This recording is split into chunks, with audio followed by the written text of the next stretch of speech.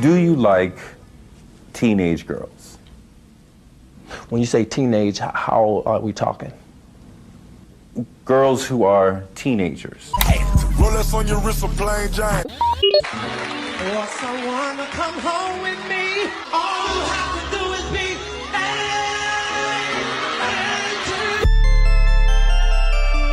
Quit playing. I didn't do this stuff. Just use your common sense. This is not me. I'm fighting for my life. Y'all killing me with this. This is not about music.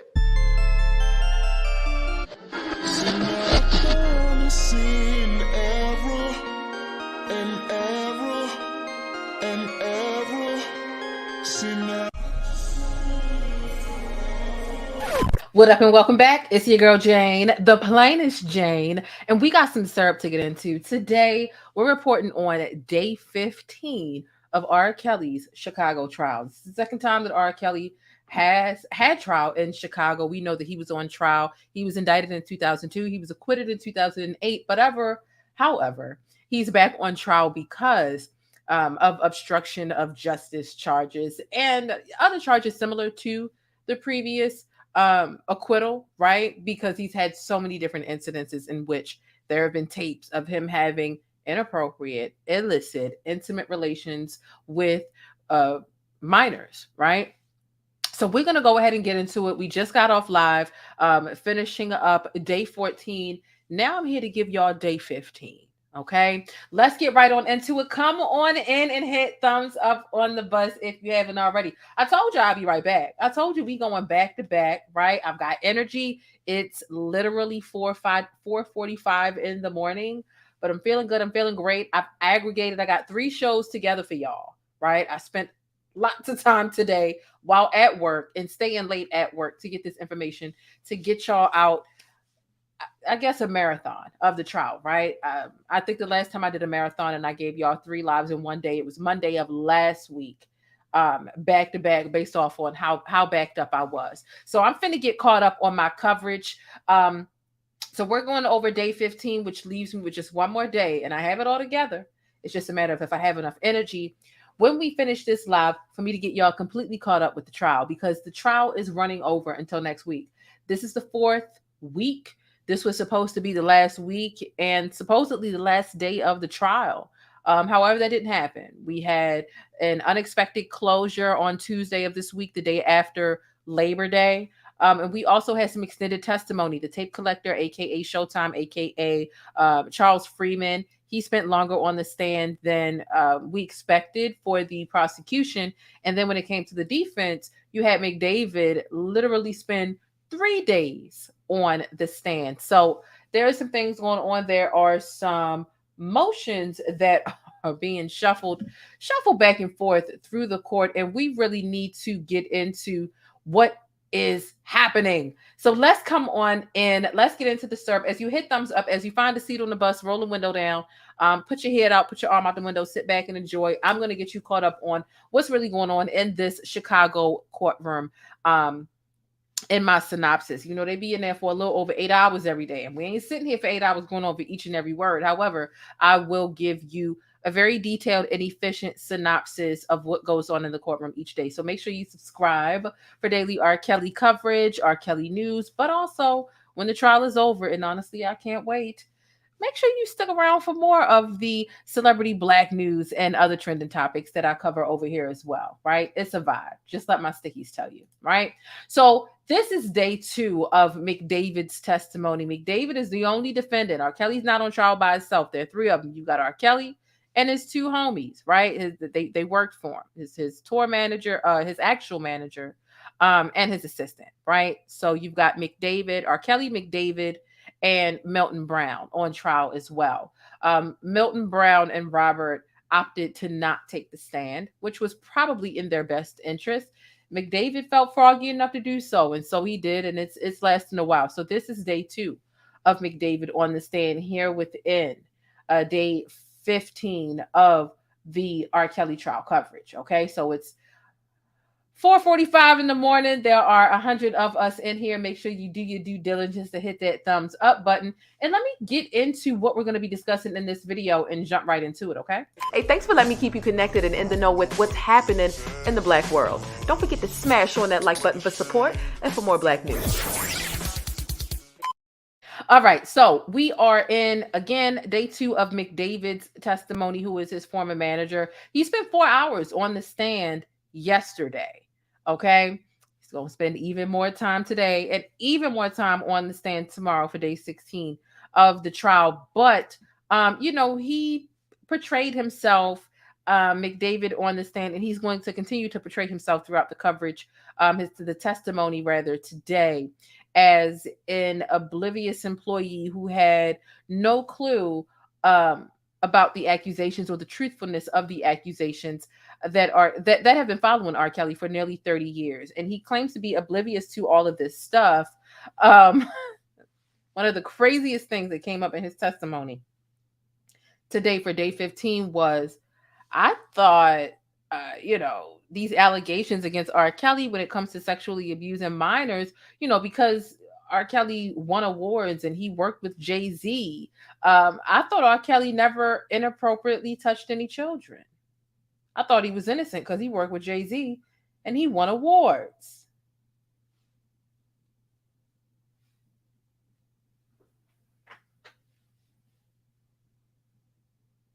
All right. And so we also come across in today's testimony on the stand R. Kelly's alleged concern about a tape with a man floating out in the streets, and that he felt that the tape of the man would ruin his strong heterosexual image at that time. So, okay, R. Kelly concerned about a tape with a man. Let's see what that's about. We're also going to get into the bizarre testimony that defense is trying to bar from the courtroom. I gave y'all a sneak peek of that yesterday. I shouldn't have, but I did. I felt like y'all deserved it. I gave y'all a sneak peek into a little bit of it. We're going to pull the layers back on that in its entirety here in this video. I do find the things that the defense are trying to bar from the courtroom to keep away from the jurors, I do find them to be quite bizarre because it speaks to Robert's pattern rather than trying to pretend like this is an isolated incident. And then also we're going to get into some of McDavid's attorney's strategy and some information on that. You know, I think I figured it out. What it's called, what he was doing, why it was so long and elaborate. We're going to talk about these things as I've been studying this coverage. And that's the good thing about me being a little backed up on trying to get this coverage out to you, is I've been able to really sit back and ponder about this. Okay, that's his strategy. Got it. Without further ado, everybody, let's go ahead and get into it. Make sure you hit thumbs up on this video if you haven't already. You know why? Because it's free for you to donate, okay? Some people donate with the free thumbs up and it doesn't cost any money, and that is so appreciated. I'm grateful. However, if you do want to do a little something monetarily for this channel, the Cash App is on the screen. You can also send a super chat or a super thanks or a super sticker.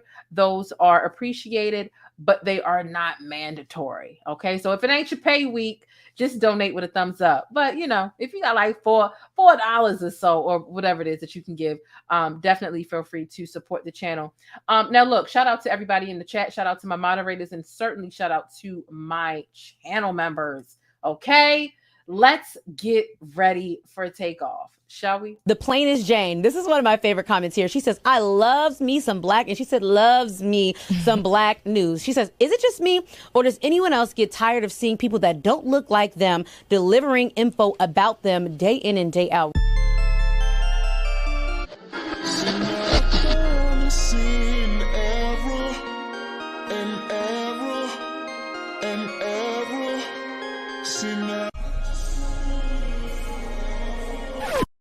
Now, real quick, I hope you're feeling all right. You know, I never start any of my videos without hoping and encouraging you to check on your own mental health before you get to dibbling and dabbling and then in this celebrity mess, because it's definitely mess. Make sure you're okay. Make sure your invisible problems are addressed at the least. If not, click out this video. I'll catch you on the next one, or watch this video at a time when you've already handled what's going on in your world. I always feel the need to give you a trigger warning when we're talking about R. Kelly, because we know outside of his music, he's known for some other things. And those things, if we get to talking about them, require a trigger warning. Hello, he likes children, right? So trigger warning if things or conversations about,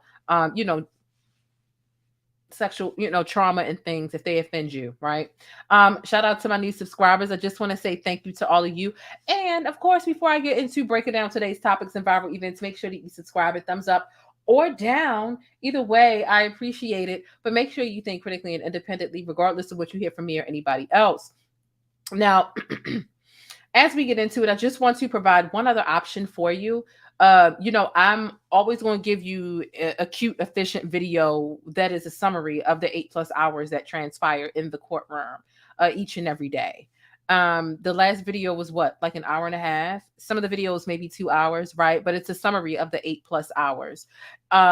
If you do want to listen to every word that's said in the courtroom, I'm talking about before the jury walks in, after the jury walks out, you might be interested in the transcripts. I recommend you check out Atmos Love Zone's channel. He's the very first channel linked in my description box. Click in the description box. You'll see the first blue link. It'll say Atmos Love Zone. Click on it. Support that brother because he does an amazing job reading those transcripts. It's a whole reenactment. It's a production. They're like acting. There's a comedic aspect to it, although it's heavy because you've got people who are really acting and trying to get in character for the different person that they are reading for. So although I'm very detail oriented and precise and thorough, if you want even more, like if you want every word that was said in that courtroom, check out Atmos. He's there. Just make sure when you check out Atmos, you let him know your girl, the plaintiff, Jane, sent you. Drop some pancakes in the chat. Let him know who sent you. But definitely check out those transcripts. And again, they're long because you're listening to 8+ hours of talking every day. But if you're interested every now and then, or as frequent as you like to hear them transcripts, definitely check out Atmos. Again, it's the very first link in the description box. Okay. Now, let's talk about the barred information. Let's talk about the information that the defense is trying to bar from the courtroom. Okay. And I see we got 150 people in here this morning. Again, if you haven't taken time to hit the thumbs up button, make sure you hit it. Because what are you waiting for? What are you waiting for? Hit the thumbs up button. Thank you so much. It's 5 o'clock in the morning, and I'm here giving y'all R. Kelly information because I feel like I owe it to y'all. That's how I feel. I feel like I know I owe it to y'all. Hit that damn thumbs up button because it's free. Okay. And shout out to the people who have sent cash apps, that being, oh shoot, they disappeared. But there were some people that did send some cash. There were 2 cash apps. Thank you so much. Let's get into before the testimony begins. And I'm covering the trial. I start from outside the courtroom. Nothing's going on outside the courtroom. We get inside the courtroom before the jury comes in. And you've got the defense trying to prevent certain things from being talked about in the courtroom. And I just found this to be far beyond audacious. They must be giving audacity out for free these days. So here's what they don't want spoken about in the courtroom, right? As previously argued, right? And this is some documentation, one of the motions that they passed to the judge. As previously argued, by forcing R. Kelly to stand trial with McDavid, he not only must defend against the government's case, but he'll have to contend with potential adverse testimony from McDavid that'll be elicited on both direct and cross-examination by the government. A particular concern, R. Kelly anticipates the evidence concerning McDavid's involvement in setting many lawsuits and potential lawsuits against R. Kelly brought by many women that'll become central to McDavid's cross-examination. Accordingly, R. Kelly now moves this court to bar all testimony related to other uncharged bad acts related to R. Kelly's sexual misconduct.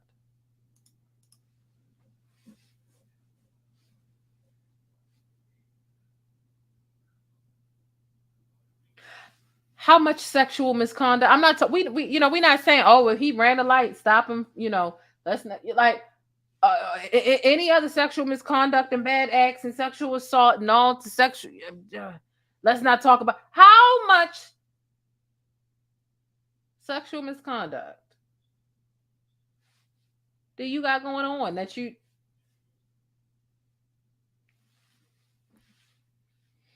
It's too early to go to the bush, but baby, it's no point in me telling R. Kelly's attorney to get real, because she never will. And as a matter of fact, she is being real. Here's what I'll give her. She's being real enough to the fact that she know damn well she gonna lose this case. She know damn well there's nothing that she could have done, that she's gonna do, that would have ever transpired, that would have yielded an innocent verdict as it pertains to Robert. It's never happening. What she's doing right now is she's putting on a show and she's entertaining R. Kelly's fans so that they can big her up. And you know, and they're airheads anyway. My opinion, right? I call R. Kelly supporters the Beehive because that's what they are. You all right? Beyonce's fans are the Beehive. R. Kelly's fans are the Beehive. She's trying to impress the fans. That's it. She just want to get her check, take her L, right? Because it's going to be an L for Robert, but it's still going to be a W for her because it's still a check. But it's an L when it comes to her track record, but not according to Robert's fans. Oh, baby, they think she's doing amazing. Y'all need to seek help. Like, there's no other way. There's no other way for me to implore and encourage you all to seek help, because you're sick. You're sick. This is a sick Negro. You're sick. Nonetheless, let's continue with this damn document. All right. What they said, according, R. Kelly moves the court to bar all testimony related to other uncharged bad acts related to sexual misconduct. How much sexual misconduct you got going on, baby? The world will never know.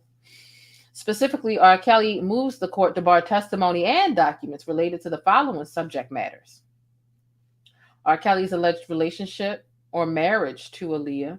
Oh, not y'all putting the marriage in writing. R. Kelly wrote...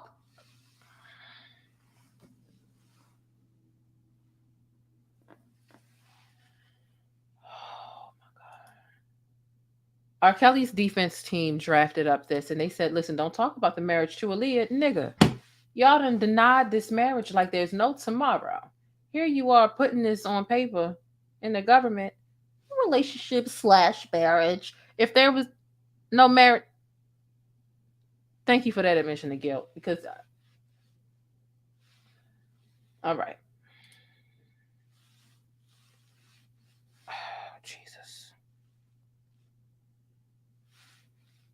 I know he didn't write it. Somebody in the comments said he didn't write that. Yeah, he didn't write it. They wrote it on his behalf. Clearly. Baby, R. Kelly ain't writing shit. You know, R. Kelly's illiterate. He can't...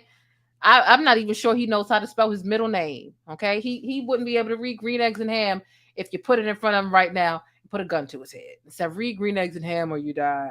Baby, he would be saying his prayers. Right? Of course he didn't write this. Like, what? Duh.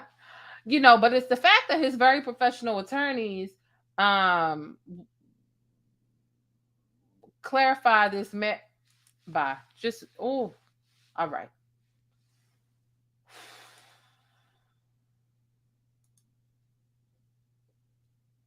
R. Kelly also wants to bar testimony regarding R. Kelly's alleged sex addiction. Oh. Is it sex or minors you addicted to? Because I mean, like, you know, a sex addiction, honestly, like, maybe that ain't nothing but 2 10s in a bucket. Fuck it. If they're consenting adults, but all right, let me keep pushing. Any reference, Robert wants to eliminate, any reference to prior lawsuits filed or threatened by other R. Kelly accusers, or any settlements negotiated by McDavid on behalf of R. Kelly that aren't directly relevant to the instant. Wait a minute, I've got more stuff. Got more stuff. Lord have mercy. R. Kelly wants to bar all testimony related to claims lodged formally or informally against him for sexual misconduct or sexual harassment. Oh, okay. R. Kelly wants to bar any testimony pertaining to his alleged relationships with any other women not named in the indictment or directly relevant to the instant charges. R. Kelly wants to bar all matters related to the Florida criminal investigation regarding his alleged possession of child pornography, charges that were dismissed after all evidence was suppressed.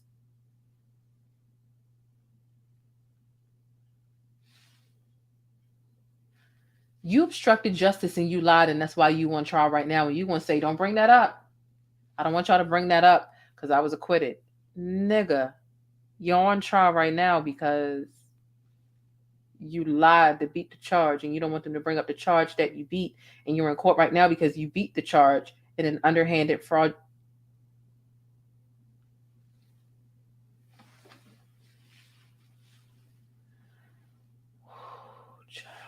I mean, just a waste of paper, you know? I mean, like, recycle. There's trees out here dying and being sliced up, for God's sakes. And you wasting God's good old paper.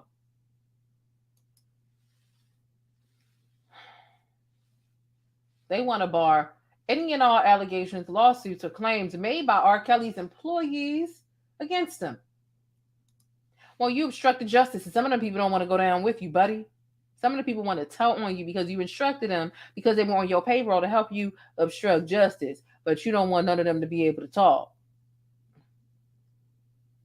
It's either them or you. They're not going to go to jail. Yeah, he told me to obstruct justice, so I did it. No, the complaint would be, I was intimidated. I worked for him. He told me to do this. Bye. This the kicker right here. R. Kelly and them, the defense, they want to bar testimony related to McDavid taking R. Kelly to get injections or any treatment to curb his sexual appetite.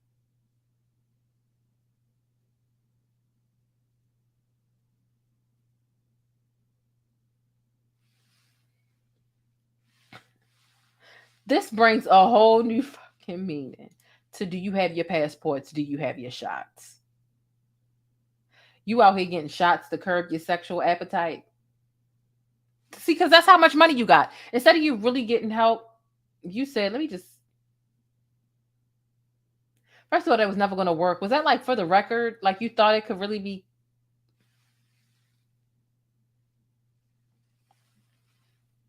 Child.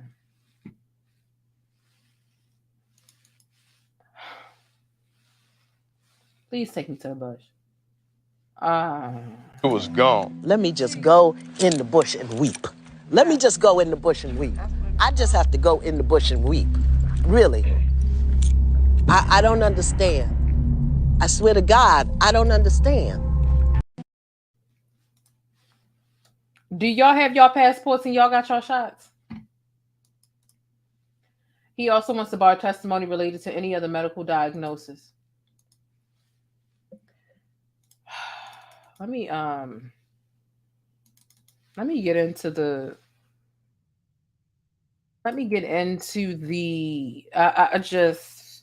Jesus Christ.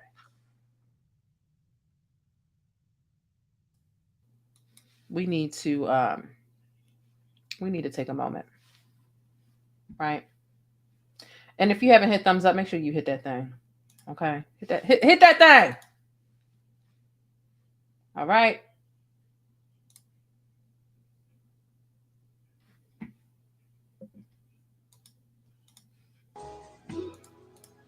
I got it.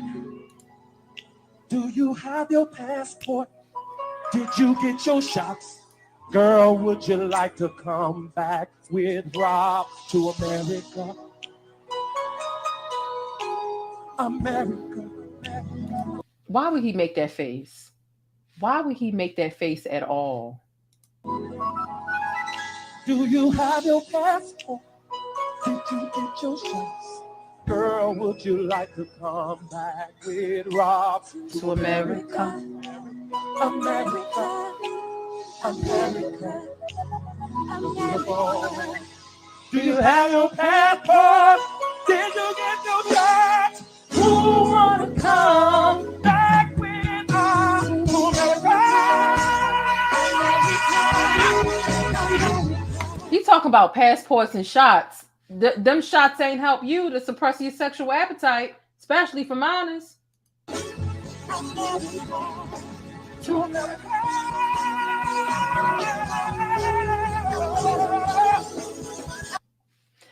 Child. Look at the title of the video. Harem, what you call it? What? A cult. Oh my God. Who made this? R. Kelly Ethiopian recruitment. Not you recruiting the women over there. Okay, bye. Let me get back on topic. Sometimes that song, it just gives me what I need to get over some audaciousness. And that's exactly what just happened. All right. Because I know he didn't just get no shots to try to stop him from being... Okay. All right. Now,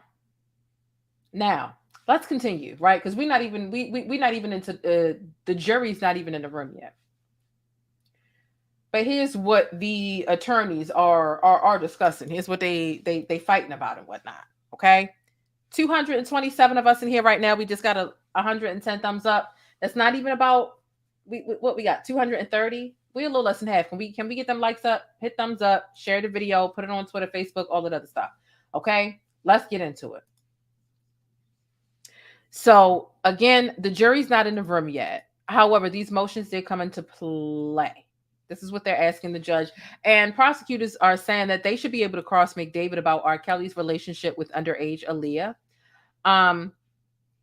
But they weren't going to.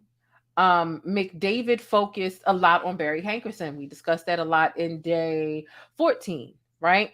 Just prior to this. And we know that that's Aaliyah's uncle. And they want to show jurors the full picture of that falling out between Barry Hankerson and Robert. Okay. So they feel like they should be able to talk about Aaliyah because Barry Hankerson was brought up so much. However, the judge denies this request. This has been something that, honestly, the defense has been trying to keep out of the courtroom as it pertains specifically to Aaliyah. They've been trying to keep any and everything with regards to Aaliyah and talking about her, the marriage, the inappropriate relationship, the alleged pregnancy with Aaliyah. The defense has been extra consistent in trying to keep that sort of testimony out of the courtroom. And the judge has ruled that he won't allow it. However, the prosecution decided to ask one last time just to see, because Hankerson was brought up so much, who was Aaliyah's uncle. But the judge denied that. And so the jurors won't be able to hear anything about Aaliyah and Robert's relationship. Okay. Despite the fact that we all know that it was inappropriate and crazy. Okay.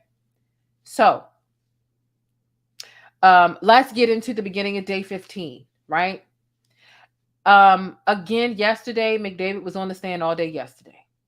Today's day 15. He's going to be on the stand all day today. Tomorrow's day 16. He was on the stand day 16 as well. Baby, he was up there for a long time. But here's the thing. I'll summarize his strategy as we're smack dab in the middle of it, literally here with day 15. McDavid's attorney applied the scorched earth strategy of direct examination. And what the scorched earth strategy is it's when they decide to go ahead and ask everything so that the prosecutors aren't able to ambush you with anything that you haven't already discussed yourself. But it does also, obviously, you're thinking they're not going to ambush me with anything because I'm going to just spill it all.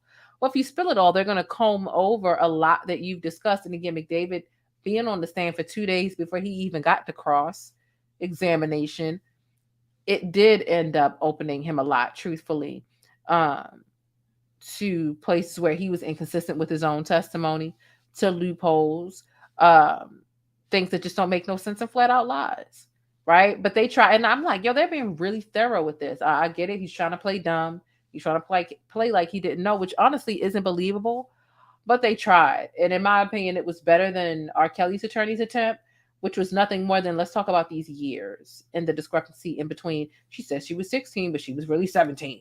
And the age of consent in Ohio, Illinois, I'm sorry, not Ohio, Illinois. Chicago, Illinois is 17. That's all Bone Jean had, really. But nonetheless, yeah, I've seen that McDavid is trying to, or actually executed the scorched earth strategy when it pertains to the way that he took the stand and defended himself, and why it was and how it was so lengthy. Okay, so that's that. Let me see, 130, 240, 60. So let's get in. McDavid is on the stand, and again, he was on the stand yesterday, so he's continuing. This is the second day that he was on the stand. So let's continue with where he left off, okay? Hey, thanks for letting me keep you connected and in the know with what's happening in the Black world. Don't forget to smash on that like button for support and for more Black news. And again, shout out to JasmineMadeIt.com because they have really nice customized cups. I really enjoy this cup that I got from them. All right. So as it stands, McDavid is on the stand, and we're hearing yet again that circumstances led McDavid to believe the accusations against R. Kelly simply were not true. This is based on his testimony and what he's got to say. Now, this time it's because R. Kelly's criminal case didn't affect his career. And he said he worked with Jay-Z. His albums were successful, and he was nominated for awards. Okay? So that is that. All right? And let me see.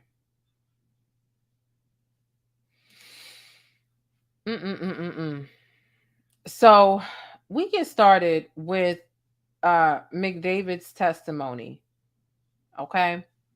And well, at least on day 2. And he says that, he was focused on the Winter Olympics because honestly, when the tape came out, it was a really inopportune time for Robert because he was about to perform at the Olympics when the tape surfaced. And so, and again, it surfaced because it was in that reporter at the Chicago Sun-Times possession, Jim DeRogatis. And we spoke about him, in the last video, because he did not testify. He was subpoenaed. He was subpoenaed by McDavid's attorney. However, the day he was supposed to subpoena, the courthouse closed. Then he filed a motion and somehow was able to quash the subpoena and weasel his way out of testifying, right? We discussed that in depth in the last video, so I won't spend too much time there. And that is how and when that video surfaced in February of 2002. And so again, McDavid says he was focused on the Olympics at the same time that the sex tape was making its rounds. And McDavid said that R. Kelly's former attorney, who passed away at Jensen, planned to conduct an interview of R. Kelly's alleged victim, who was Reshona Landfair, who was the 14-year-old who was in the sex tape with Robert, right? Only for Jensen to tell him to get out when Reshona actually arrived. And so Reshona and Jensen, R. Kelly's attorney at that time, proceeded to have a closed-door meeting. Okay? A closed-door meeting. So that is that. Okay? And so after Reshona Landfair finished the interview, McDavid says Reshona and R. Kelly, who was waiting outside of Jensen's office, they left. And McDavid says that Jensen called him and said, I believe her. I believe Reshona Landfair, who was denying it at that time, right? Although it was her on the tape, she was deny. She was embarrassed. She was ashamed, and she definitely didn't want her parents to find out.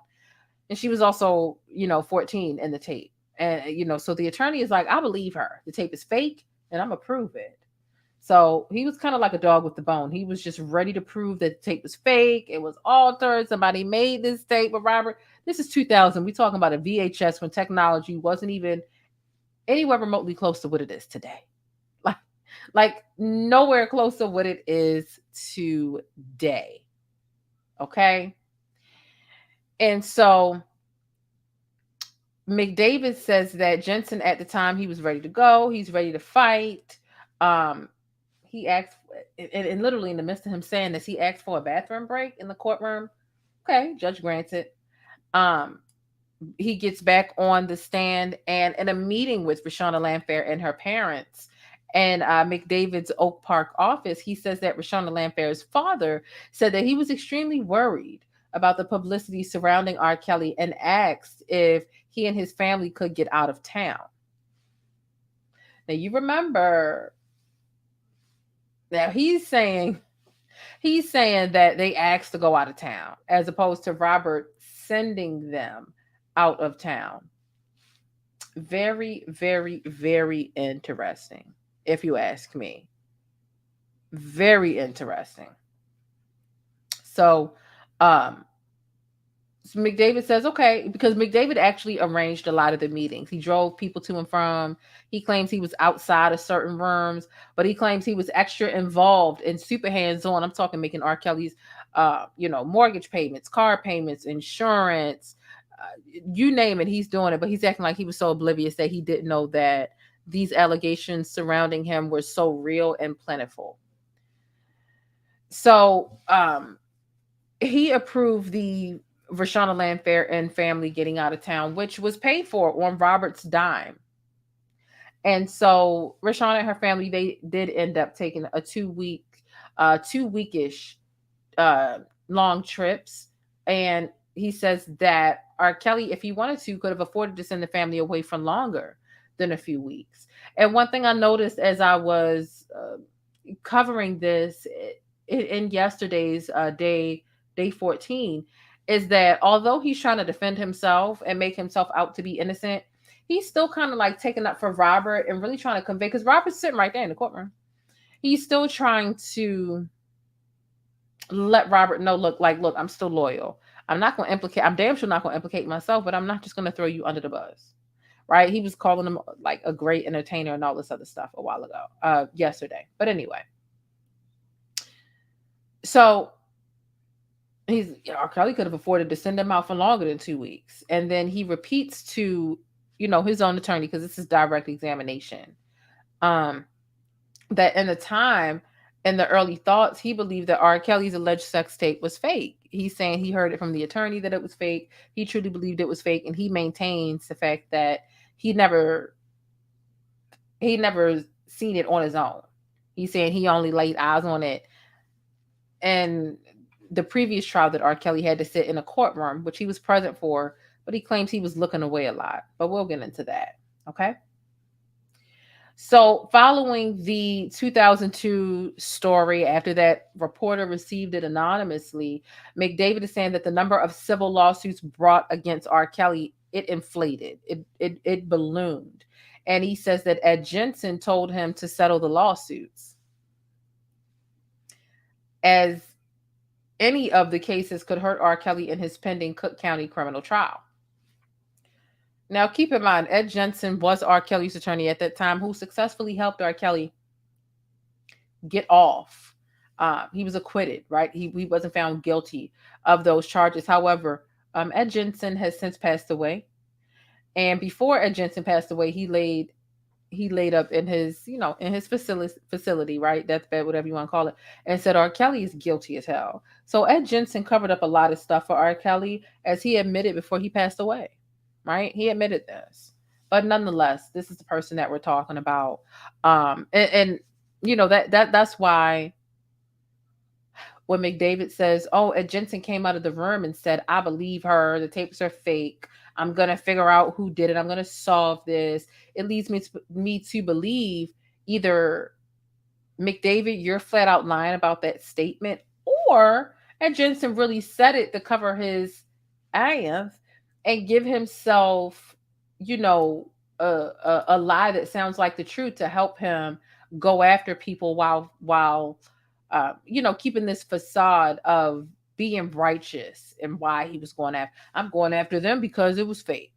Really, you were going after them because it was real and you were just trying to help your client, right?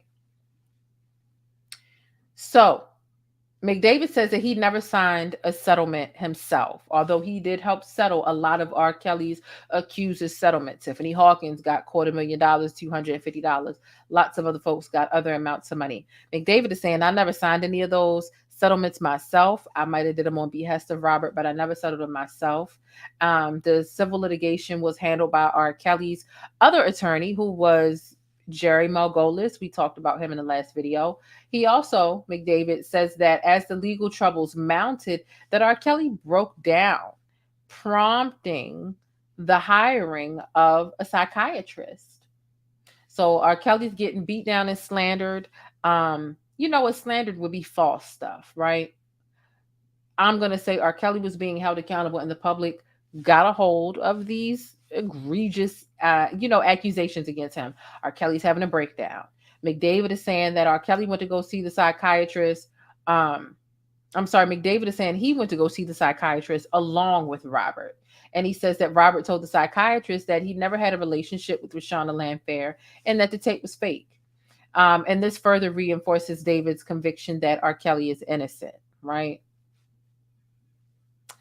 So, honestly, I think that McDavid can't implicate R. Kelly because it would implicate himself. So, actually, it makes sense him capping for Robert this way, because if he says, yeah, Robert's guilty, then he was complicit and he helped.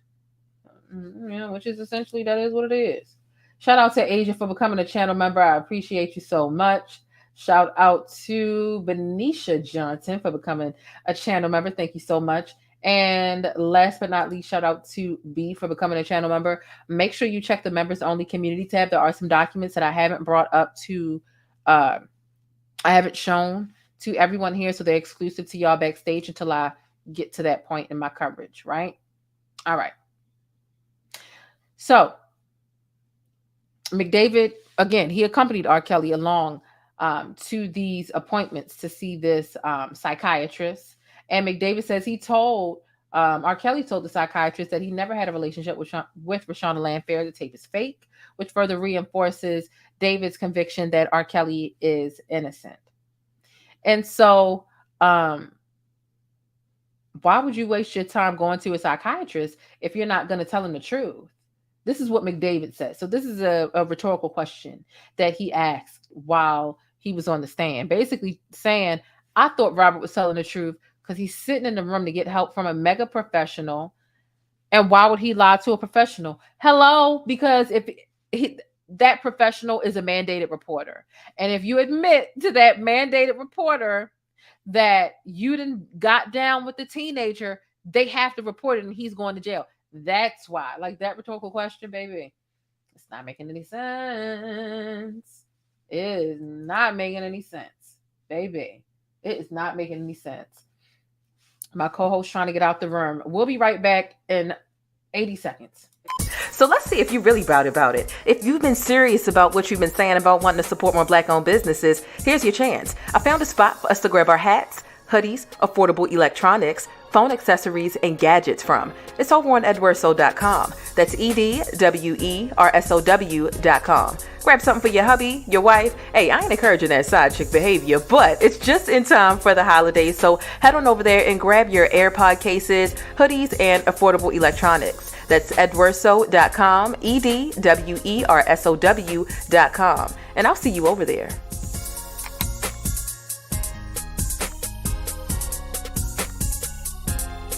It's time to face it, boo. Your product needs more exposure. If you want to see your ad here on my channel, be sure to shoot an email over to yt.theplainestjane@gmail.com and let's chat. But if you're new in my neighborhood here on YouTube, hey, I'm The Plainest Jane and I provide coverage and commentary on trending stories, viral events, and Black culture. I definitely appreciate you stopping through and hitting that subscribe button if you like more of my particular brand of syrup.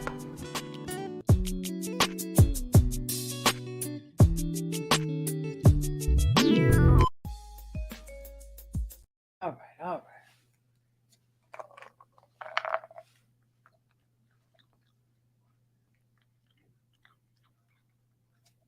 That's it. That's it. That's it. Come on. That's it. Come on. Get down.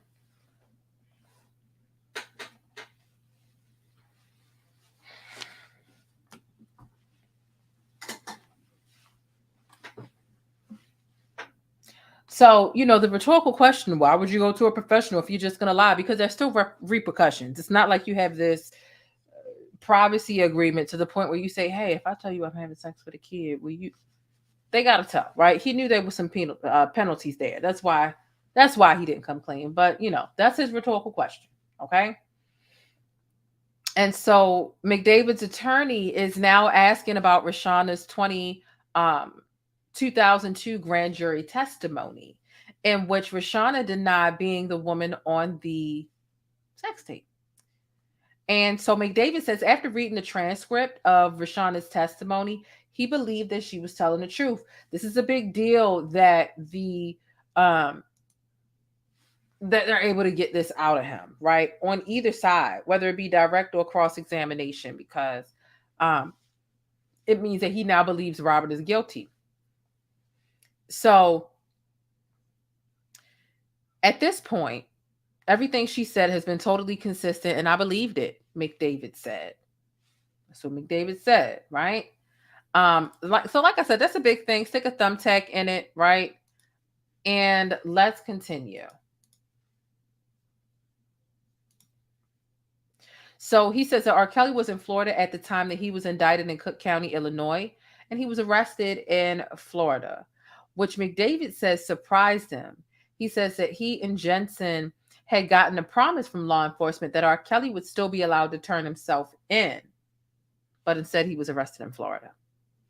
So McDavid says that Ed Jensen lost his mind after R. Kelly was arrested in Florida, that he was livid that prosecutors had lied to him that they would allow Kelly to turn himself in.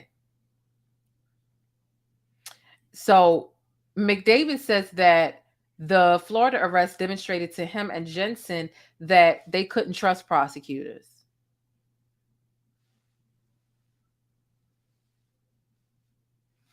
It seems they do anything to win this case, McDavid said. He also added on that Jensen believed that the Florida arrest was just prosecutors trying the case in the media.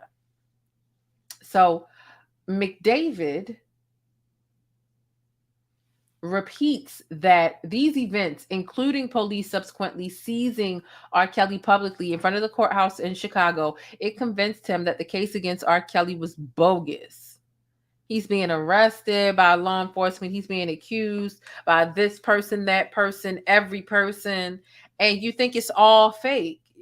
You don't. You wanted to protect your paycheck like every other person does, And it's not that every other person, because everybody's not going to throw their moral compass away for money. However, when you're working for high profile celebrities and you get paid like top dollar or a lot of money, a lot more than you're used to, you'll turn a blind eye to some things. That's McDavid, in my opinion. But let's get back to the facts. So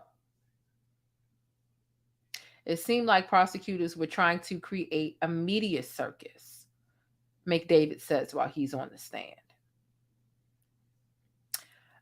Including when R. Kelly was publicly seized in front of the Chicago courthouse. So McDavid is now saying that Ed Jensen wanted to retrieve any alleged R. Kelly sex tapes that were circulating publicly to protect R. Kelly from a trial by public opinion. Any tapes that got out could taint the jury pool, he says. Bye. It's not like a woman having a sex tape leak with two consenting adults versus a man having a sex tape leak are two totally different things. R. Kelly has always enjoyed dominance. He's always enjoyed control. So honestly, the public notion of him having some little, rendezvous with a legal consenting adult, that would not have, hindered his career. A man can have sex 3 times a week with 3 different people and be looked at like a player, a G, a man, a boy. A woman, if somebody finds out, a pass around, a slut, a hoe, a this. So, honestly, for men who are having consensual sex, right? It's not rape or whatever. There's no cool points, brownie points, reputation points that are deduced or deducted, from the general consensus of like their behavior, their demeanor, their talent. That just doesn't make sense. Even if we think about the fact that R. Kelly still has support as this day, and there's so much evidence with him with children. So he would have had more support had it just been regular women. You know what I mean?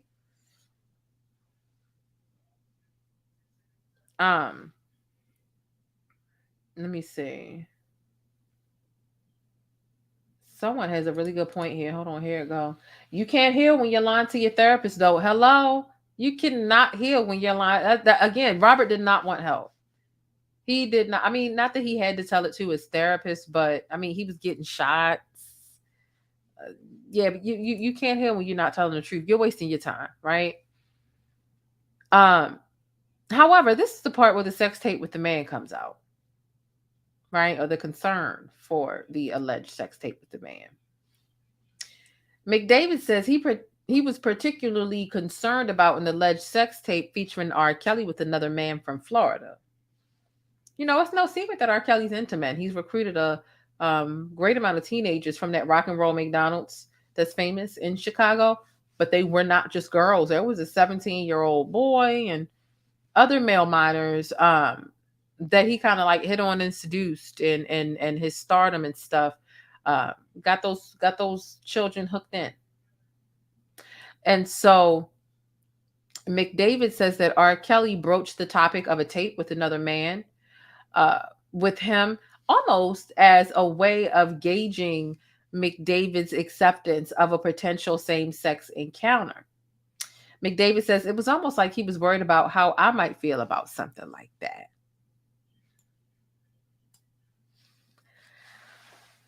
I'm going to just take a sip because I'm thirsty.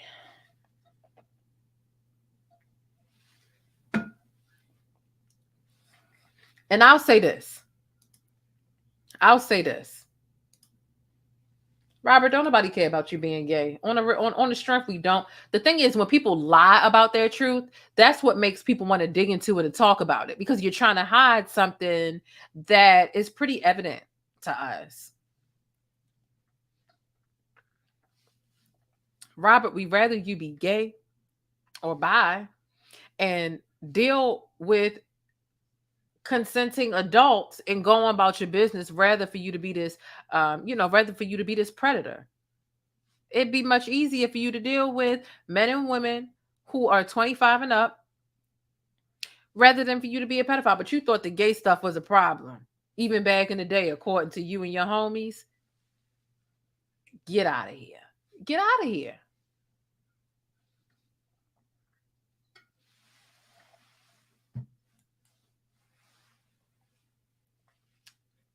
Make sure you check out JasmineMadeIt.com for your custom-made tumblers, wine glasses, coffee glasses, etc. There are also some pre-designed ones over there as well. A lot of Black Girl Magic energy. There are a lot of things going on at JasmineMadeIt.com for a really low price. So make sure you check them out, okay? Let's continue. Okay? So, okay, we get into the R. Kelly apparently is concerned about a sex tape with the man coming out. He was nervous his attorney was going to judge him based off of this. Okay? And after McDavid says that Jensen told him to make damn sure he recovered that and any other tapes, okay? The tape with the man and any other sex tapes. The judge ended up calling for a 15-minute break. So people kind of, intermission, they went to the bathroom and all this other stuff, right? Let's just go ahead and say the prosecution and R. Kelly's defense attorney, Jennifer Bonjean, they're both calling for limiting instructions to the jury on certain statement and pieces of evidence.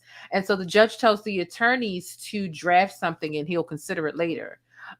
So they're basically trying to pass like verbal motions and requests. The judge is like, draft something up. Okay. So that's that. Okay. And the thing about R. Kelly's now deceased former attorney, when he said, I believe her, the tape is fake and I'm going to prove it. You know, he was hungry to prove somebody wrong, but he already knew or he found out that R. Kelly was guilty. But you may recall that Reshona Landfair took the stand earlier in this trial and repeatedly said that it was her on the tape and that R. Kelly pressured her and her family to lie to authorities about it. And so McDavid is basically saying that at the time, there's no way that he could have known any of that. I personally don't buy it, but hey.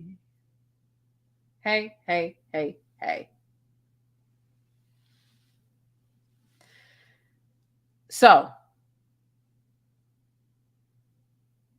court resumes. They're discussing an alleged sex tape featuring R. Kelly with another man. They're still discussing that, right? McDavid says R. Kelly's attorney, again, R. Kelly had a couple of attorneys at that time. He had Ed Jensen, and then he had Jerry Margolis or whatever. Apparently, Jerry is the one who was particularly worried about the alleged same-sex tape, as he believed it could severely damage R. Kelly's career.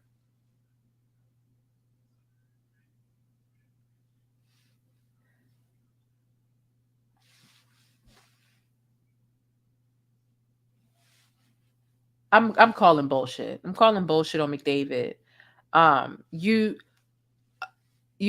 The same-sex tape, I understand the thought process, right? I feel like Robert would have survived it. However, I do understand how they could, outing a publicly heterosexual man into something else could ruin his relationship.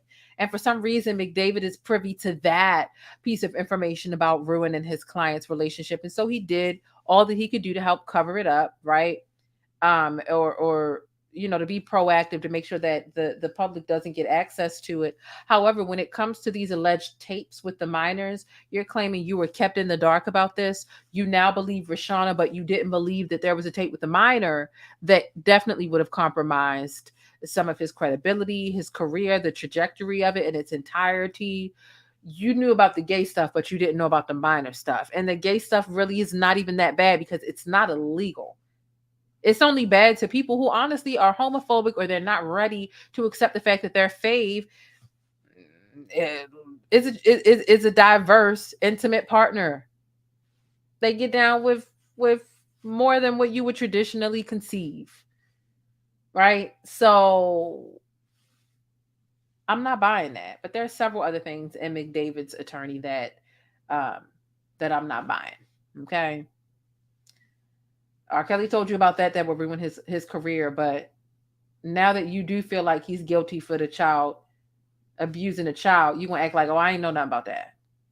R. Kelly knows that same sex versus minor sex are two totally different boatloads of backlash. And both of them do involve backlash, yes. But come on now. Come on now.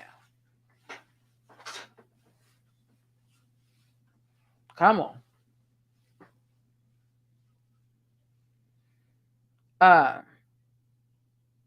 Okay, so R. Kelly's image, according to McDavid, he says it was a projection of heterosexual masculinity, which a same-sex tape would threaten that. A minor tape would threaten so much more than that. Okay, that only threatens his heterosexual masculinity. It doesn't threaten his moral compass. It doesn't threaten the court of public opinion and accurately categorizing him as a predator. But nonetheless, let's just go ahead and keep pushing. We move on to the involvement of a Kansas City man. Again, we're talking about the tape collector, Charles Freeman, Showtime. Contrary to his testimony, the tape collector, McDavid says that he never offered that man $1 million in exchange for the return of R. Kelly's alleged sex tape with a minor, 14-year-old Reshona Landfair, allegedly. He says, I never offered him $1 million.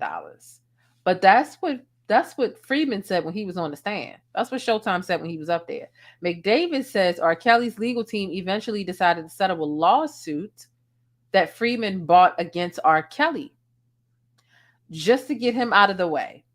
He said this guy is a bad disease who's just going to keep coming back. That's exactly what he said on the stand. And so McDavid is talking about R. Kelly's collaboration with Jay-Z while the legal and publicity issues were mounting in its early days. So the fact that Jay-Z was willing to work with R. Kelly despite the legal issues.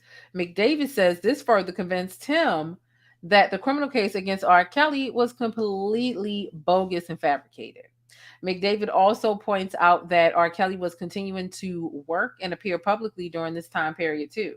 So it's not like he was like exiled, shunned, or ashamed. Nobody was throwing tomatoes at him or even like making him feel like crap. He was still working and doing his thing. Okay. So McDavid also says that he was confident that R. Kelly's fan base believed that he was innocent too. And R. Kelly was an icon. People grew up listening to his music. If these allegations were true, I doubt anybody would buy his records. So, yeah, it's a lot of sucking up here. And a lot of giving the fan base credit, right? McDavid is now telling his attorney that Reshona Landfair and her parents never asked R. Kelly for money while his Cook County criminal case was pending. He also says that R. Kelly never instructed him to pay Reshona Landfair or her family. That's really interesting in a way that doesn't best suit McDavid. Reason why is because if you were present in the last live stream, right? Day 14.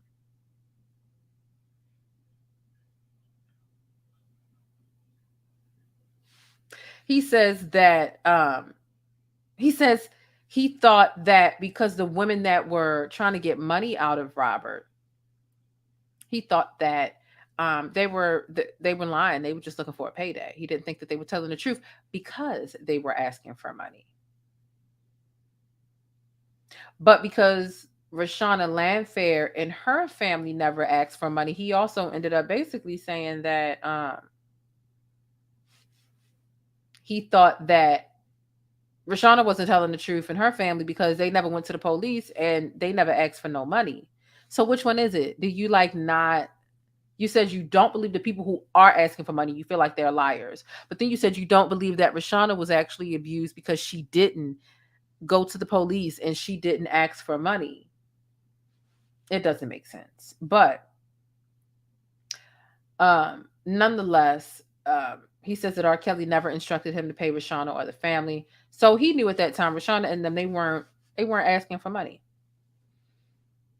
And so we move on to 2007 as McDavid is sitting on the stand and they're now discussing Lisa Van Allen. Lisa Van Allen is an ex-girlfriend of Robert's. Actually early in the trial, she took the stand and disclosed how she stole a sex tape. R. Kelly had left. She went through his duffel bag of sex tapes that he would leave around. She stole it. The one that actually featured herself and an underage Reshona Landfair, 14-year-old Reshona Landfair. She had private, intimate relationships with Robert, but also when she was 18 years old, she had a threesome with a minor with Robert. She said Robert lied about the girl's age. The girl was 14. Robert told her that the girl was 16. And she says 2 years later, the girl came up and was like, hey, for my 16th birthday, Robert is buying me a PT Cruiser. She's like, wait a minute, Robert told me 2 years ago you was 16. And that's when things clicked. Although things should have clicked a bit earlier for her, that's a whole nother conversation. Okay. So McDavid says that R. Kelly didn't deny the existence of sex tapes featuring him and Lisa Van Allen, but that he was concerned that the tape would destroy his marriage.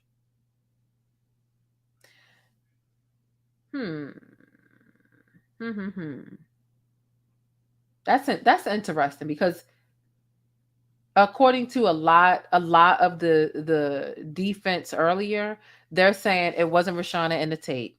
It was Robert and his wife. It was Robert and his wife. It was Robert and his wife, and maybe even Robert and his wife and another person who was at the age where they were able to consent. So if Robert and his wife were in a relationship and the sex tape leaks of them too, Don't get me wrong. I understand that can make times difficult for you because it can potentially be humiliating. But things that break up a marriage are infidelity, not like you and I having sex on tape and now I'm going to break up with you.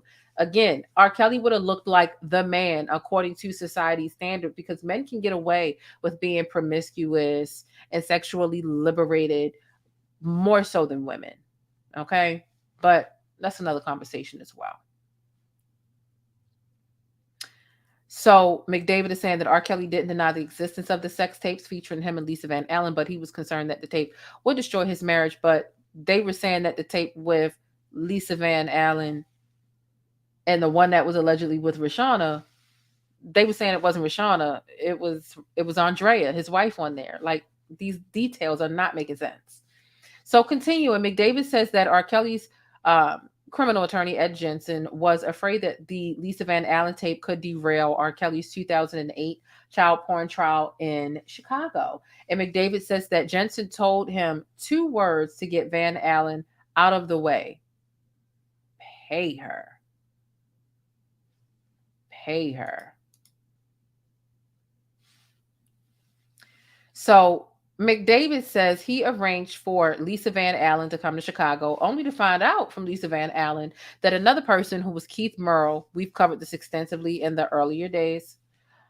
Keith Merle, who was Van Allen's friend and former member of the music group Talent, he was the one who had the tape, not Lisa. Lisa said in her testimony earlier, she didn't even want the tape in her possession. So she shipped it off to Kansas, right, to Keith, who she became cool with because they lived in the same building together and they ate breakfast together. Okay.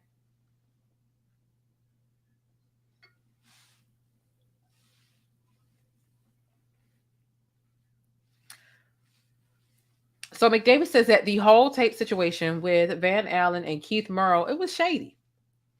Especially after discovering that Keith Merle had ties to Charles Freeman, who was a tape collector. The same man whom McDavid accused of trying to extort R. Kelly for $1 million. Now, McDavid says that Keith Merle told him that the sex tape featured Lisa Van Allen, R. Kelly, and his then wife, Andrea.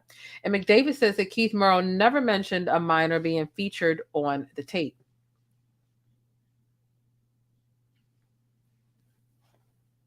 You see what I'm saying? You know, the details all sound similar but different. They're just mixing in who was in what. Lisa said there was a tape and it was a threesome. Let's say it wasn't Sharonda. Let's say it was the wife. Let's say the wife would break up with. McDavid says that Keith Merle's polygraph lie detector test was to take place in the Westin Hotel in Chicago, but that he has no information about why Jensen arranged that particular location. McDavid says he arranged for R. Kelly, Milton Brown. Okay, he arranged for his co-defendant and R. Kelly's former assistant Milton Brown to retrieve the $200,000 that Keith Merle wanted. Okay. While he went to go meet with Keith Merle and the polygraph test administrator, Lawrence, at the hotel. Now, after Brown arrived at the hotel with the $200,000, McDavid, Keith Merle, and the man who was administering the polygraph test, they went into a room for the polygraph instructor to conduct the polygraph test. Now, they went into the room alone, and before that, he says that he showed Keith Merle that he had the money. Okay? Now, while Keith Merle was taking his polygraph test, McDavid says that he left the Westin Hotel with the money and went back to his office to wait to hear if Keith Merle passed the polygraph test. Showed him the money, left the building, waiting for the results to see if he passed it. Okay. A lot of shuffling around if y'all doing all this legal stuff. What's really going on? What's really going on? Okay. Now look, we got 380 people in here right now at 6 o'clock in the morning. Do me a solid and hit thumbs up. Okay. Hit thumbs up. It is free to donate. If you want to send $2, $3, $4, $5 to the Cash App, feel free to do that as well. All right. But if this ain't your pay week and you ain't got a couple dollars to send, That is perfectly okay. Just hit the thumbs up button for me, okay? Because my ratio is half. We almost at 400, and I'm not at 200 likes. So let's get them up. So later that day, because like I said, he showed Keith the money. He left the building. He's waiting. McDavid showed Keith the money, left the building, waiting for the results to see if Keith passed the lie detector test. Later that day, McDavid says that he got a call from Ed Jensen to come to his office. He brought the $200,000 with him to the office, and he says that Ed Jensen told him that Keith Murrow actually failed the lie detector test and has some kind of goddamn disc. Damn, not a goddamn disc. They literally goddamn disc in quotes. Keith Murrow failed the test and he had some kind of goddamn disc. You know why? Because they were looking for a VHS. So if he brought a disc, right, to say, hey, here's this footage back. Because the whole goal is if there's an embarrassing or inappropriate tape, whether it be regular revenge porn with 2 consenting adults or legit, you want the original. You want to confirm that there's no copies. This is it. You can put your mind at ease in knowing that this is the only one. But he bought a disc instead of a VHS, child. And so McDavid says the mention of a disc confused him as he thought the worry was over a VHS tape. Now, Jensen had instructed him to give Lisa Van Allen and Keith Murrow $20,000 apiece as a show of good faith, but also to tell them to come back with the truth and a VHS tape and not no goddamn disc. Not no goddamn disc. Okay? So McDavid says Lisa Van Allen began screaming and crying after he told her that she wouldn't give her any more, she wouldn't get any more money that day and no more at all unless they returned with a VHS tape and a positive polygraph test. They needed to return a VHS, not a disc, and they needed to pass the polygraph test, right?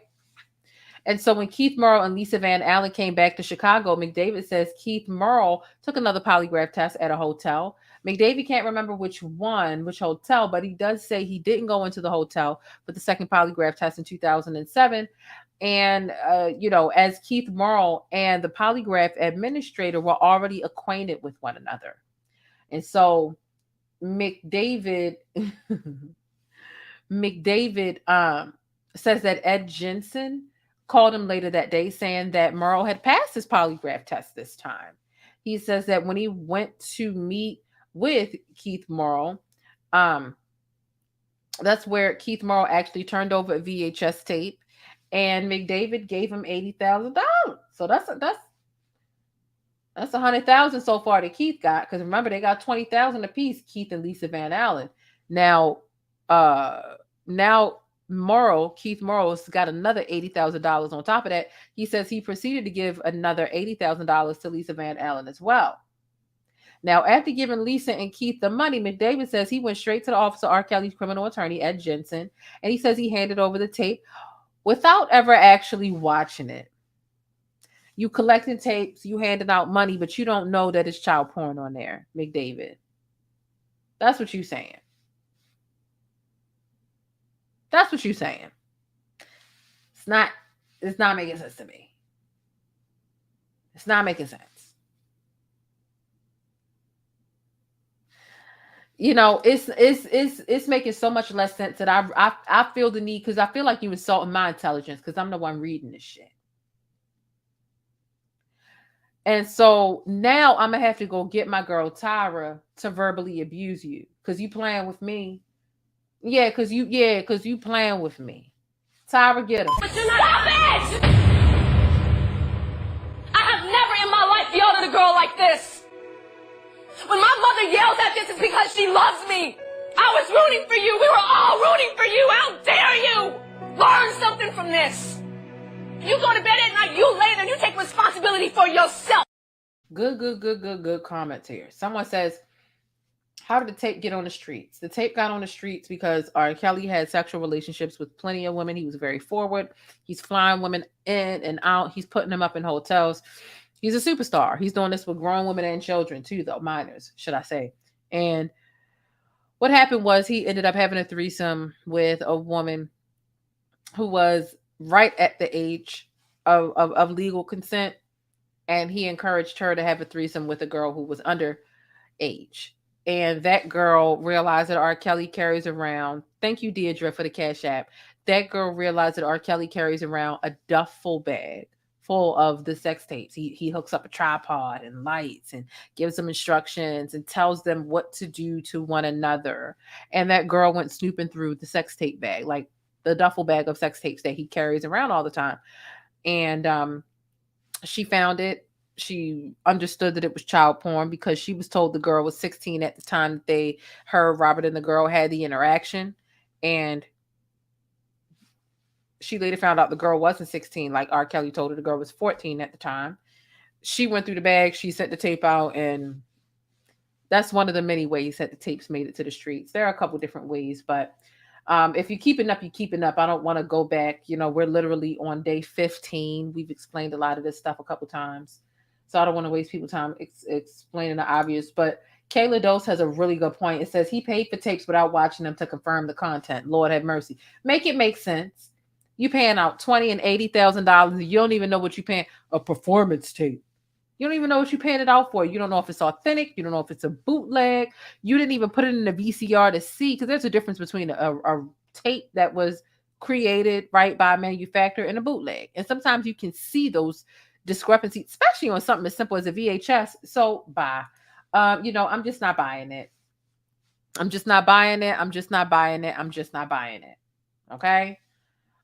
Thank y'all for hitting thumbs up, and let's continue. And thank you for your comments and dropping the pancakes in the chat. Okay. Hey, thanks for letting me keep you connected and in the know with what's happening in the Black world. Don't forget to smash on that like button for support and for more Black news. Not only, somebody says in the comments, it could have been fake. Not only could have been fake, I believe it was. I do believe it was a copy. I do believe it was a copy. But that's just me. So yeah, he says he didn't watch it. He says after Lisa Van Allen, after he gave Lisa and Keith the money, he went straight to the office of R. Kelly's criminal attorney, Ed Jensen, who, by the way, Ed Jensen called Robert guilty as hell right before he died. He represented R. Kelly. He got R. Kelly off. And before he died, he said R. Kelly's guilty as hell. That's what happened. Okay. So that's that attorney. So McDavid says that Jensen told him that the tape featured R. Kelly, Lisa Van Allen, and R. Kelly's then wife, Andrea. Didn't I tell y'all that early in this video? I told y'all that. That's why they want to switch it up. So now when McDavid relayed this information to Robert, he says that Robert was relieved and happy. McDavid also denies ever turning over any other tapes to Ed Jensen. So Robert was relieved and happy to know that it was a threesome with Lisa and his wife, which I'm not saying that doesn't exist. However, they're trying to make it seem like there was no Reshona threesome. The threesome was with Lisa, Andrea, and Robert. That's what they're trying to replace. That's the alternative fact that they're putting in place of the threesome with a 14-year-old Reshona. R. Kelly was relieved and happy to get the tape back, but Andrea felt like a tape of us having a threesome is going to break up my marriage. First of all, Andrea is a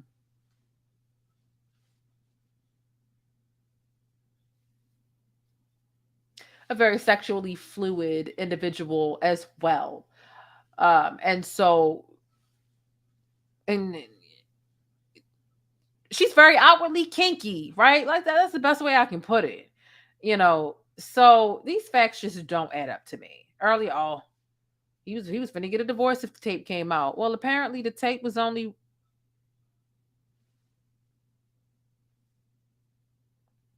so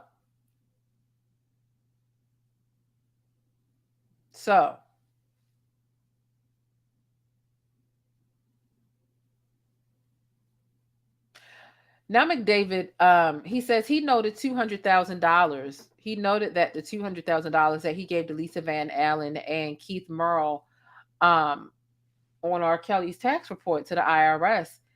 And he says he had nothing to hide, as the tape was just Robert and his wife. These were all grown people. Now, McDavid's attorney decides to end this round of questioning here, and then the judge calls for lunch. It's getting spicy because y'all lies. In one breath, the marriage is going to break up. In another breath, the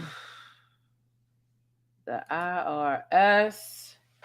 I mean, you should have known it was going to be there anyway, right? You a tax professional. He a tax professional. That's what McDavid is. He a tax professional, right? Why didn't he know that was going on?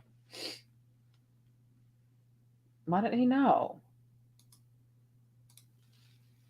Child, we didn't even know about Dre until Hollywood Exes. Nobody knew that man was even married. He, how would it destroy your marriage? Hello?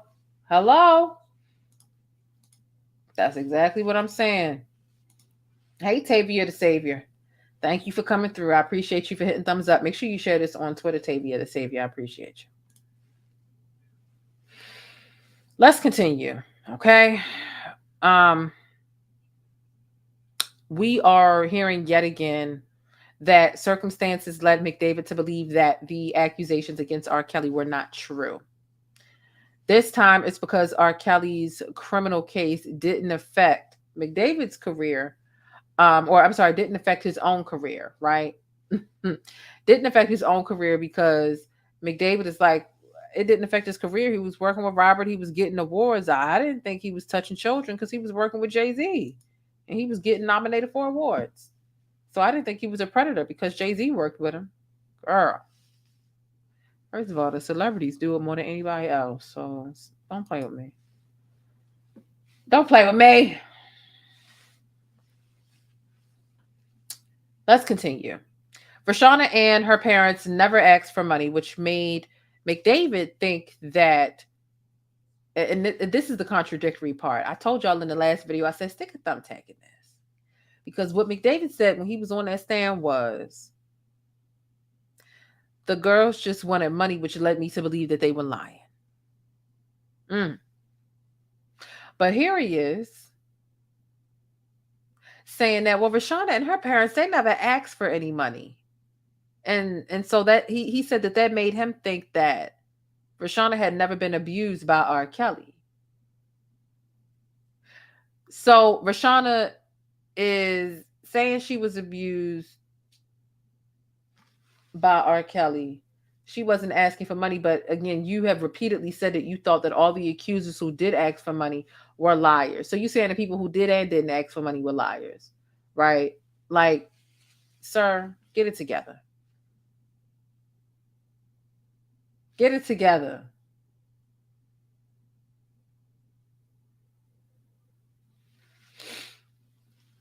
At one point, R. Kelly told McDavid that Lisa Van Allen approached him and said that she had a sex tape, and the tape involved her, R. Kelly, and his wife. Now, the prosecutors and Lisa Van Allen have said that this video, which has not been shown to the jury, it actually showed R. Kelly, Lisa Van Allen, and an underage Reshona, right, who was 14 years old. But again, according to McDavid and them, they're saying it wasn't Reshona, it was his wife, threesome, Lisa Van Allen, his wife, Robert, switching out facts. R. Kelly said that if a sex tape involving his wife got out, it could destroy his marriage, affect his children. His attorney at the time, told him that a leak of that tape would be horrible for the pending case. And Jensen apparently told McDavid 2 words to kind of like solve the problem, pay her, right? Which we kind of discussed a little bit earlier. So,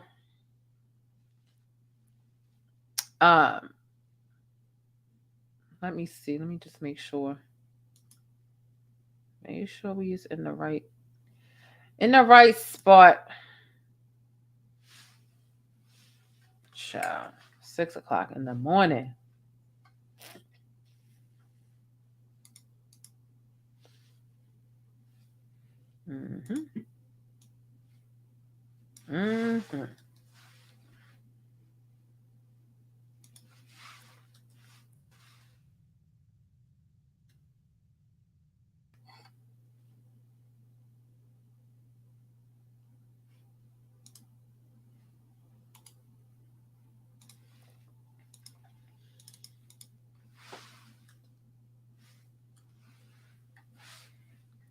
All right.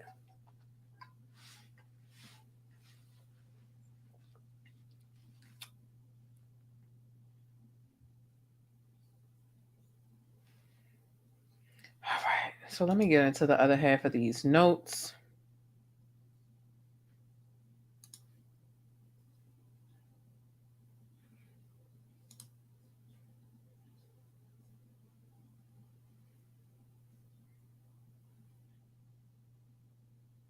All right. So let me just make sure I found the right place and I'm not repeating myself. Make sure you hit thumbs up if you have not already. I know that's not you. Sitting back there talking about supporting black businesses and they never really doing it. Get it together.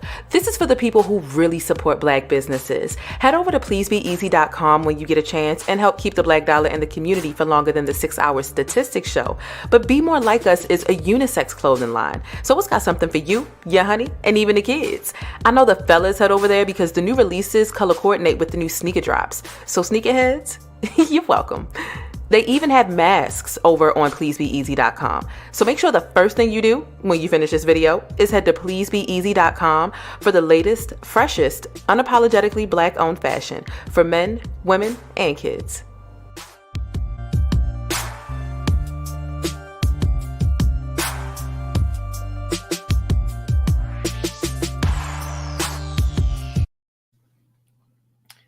All right. Can't wait to eat some chicken when I get off here. Hold up.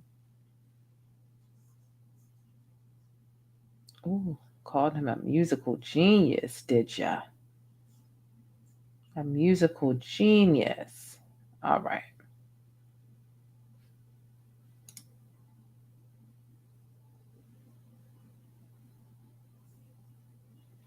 All right. Here we are.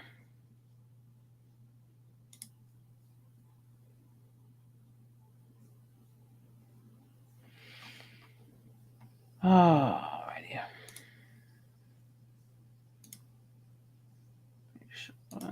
2, 3 o'clock. All right.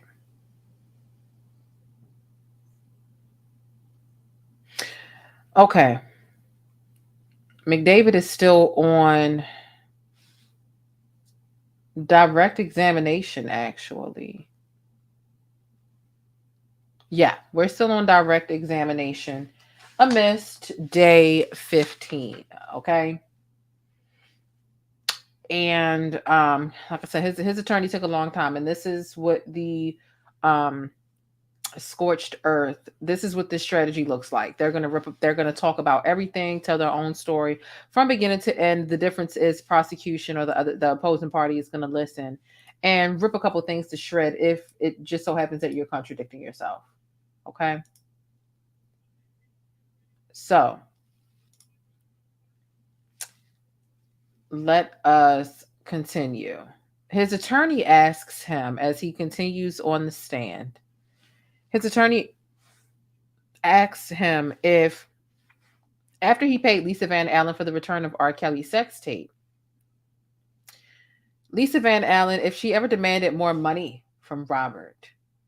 And so McDavid says yes, saying that Lisa Van Allen later came forward alleging that she had a tape featuring her, Robert, and Reshona.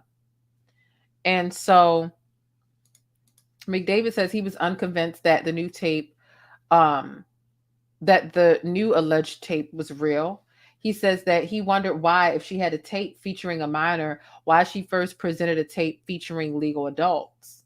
So now they're trying to make it seem like it's more than one tape. First, they were trying to switch out Reshona and saying, no, it was his wife. Now they're like, oh, it was 2 tapes. So McDavid says that he discussed the new alleged sex tape with R. Kelly's criminal attorney, and that they decided that Lisa Van Allen would not be getting any more money. He says that when they confronted her, Lisa Van Allen admitted that it was a lie. That's interesting. That's actually beyond interesting. Because she never said that on the stand. But, conflicting testimony is definitely, hell, Reshona and her mother conflicted. Reshona gave one set of testimony. When her mother came, it was totally different, which is interesting. So testimony is definitely going to conflict. But McDavid says that Lisa Van Allen became hysterical when she learned she wouldn't be getting any more money. She threatened to go to prosecutors in the R. Kelly's pending 2008 state criminal trial in Cook County. Now, McDavid directly denies ever telling Lisa Van Allen that he should have murked her. We know that murked means unalive, okay? Now, McDavid is denying that he ever said that because Lisa Van Allen definitely said they threatened to kill me. And so, however, today, day 15, when he was asked that comment, he says, did you ever threaten to murk her? He says, I'm an accountant. No. Ciao. Now, McDavid denies that law enforcement ever questioned him about making death threats against Lisa Van Allen, despite her threats to go to law enforcement. And this, McDavid says, convinced him that no one believed what Lisa Van Allen had to say. So now McDavid's attorney is actually asking what other work McDavid did for R. Kelly between 2002 and 2008 that was unrelated to the pending criminal case in Cook County. And McDavid says he just did his normal job, which was managing R. Kelly's touring, album production, etc. So McDavid says the bulk of his time between 2002 and 2008 was actually spent on efforts unrelated to R. Kelly's legal troubles. He discusses his non-R. Kelly work, such as performing, accounting for other entertainment clients, and opening a restaurant in Chicago. Okay. And so,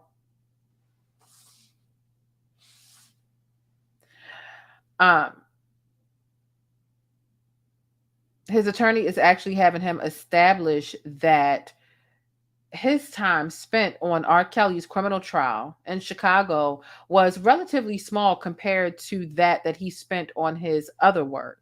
He says that R. Kelly's Trapped in the Closet series in particular was a major time sink during this project.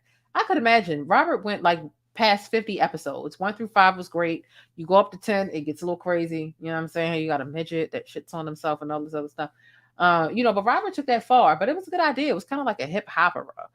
So I could imagine that took a lot of time because I remember literally up to episode 50. Robert, what are you doing making 50 episodes?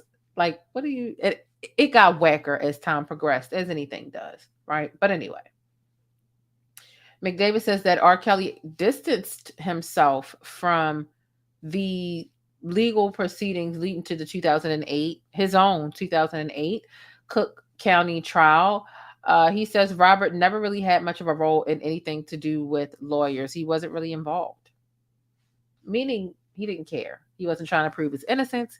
He just wanted to continue his, his behavior. And that's my opinion of it, though. So McDavid says R. Kelly's criminal attorney, Ed Jensen, eventually had him watch single frame snippets. Listen to this.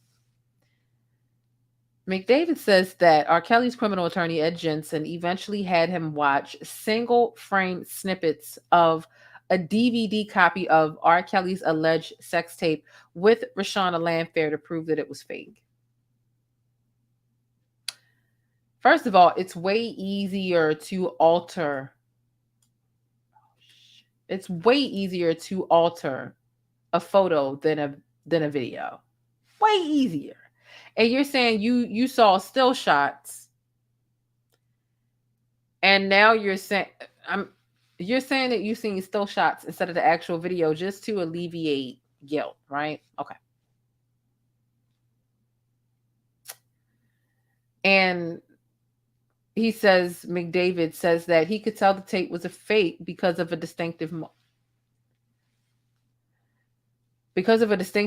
on Kelly's back. It kept changing position on his body in the few different frames of the video. The thing of the matter is, this was actually R. Kelly's defense when he was at court that time.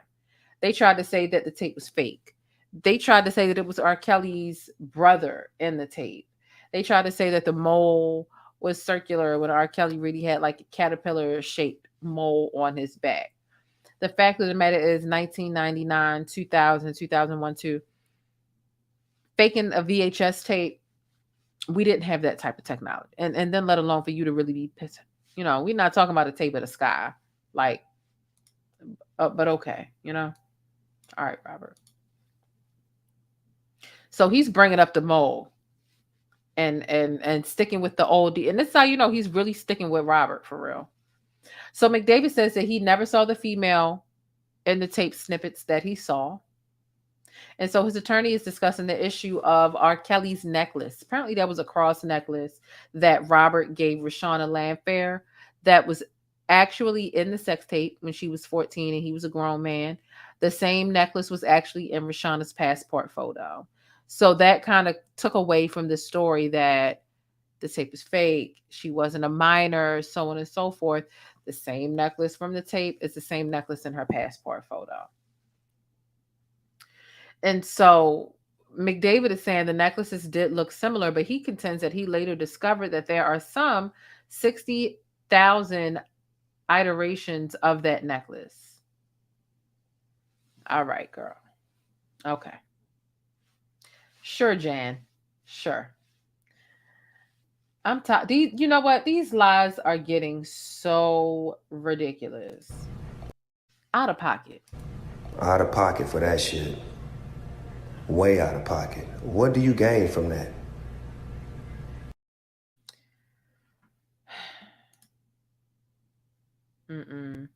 I'm glad somebody got my joke. Sure, Jan. Look, if you don't know where Sure Jan came from, you're not old enough to be on this live stream. Okay? You're not old enough. Where did it come from? Can somebody put down in the comments where Sure Jan, as a joke, as a phrase, as a whatever, where did that come from? See if somebody okay. I see somebody put it there already. Period, Pooh. Okay. It came from the Brady Bunch. All right. Let me find out with some old heads in the chat.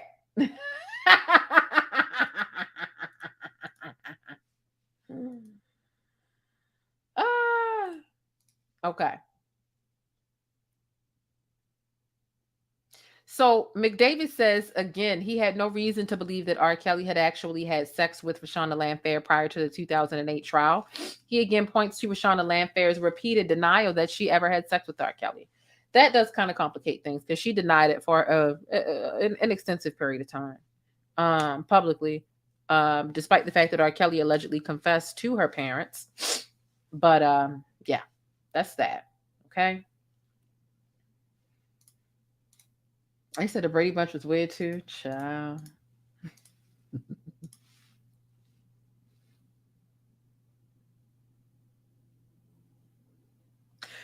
McDavid says he had no reason to believe that R. Kelly actually had sex with Reshona Landfair prior to the 2008 trial.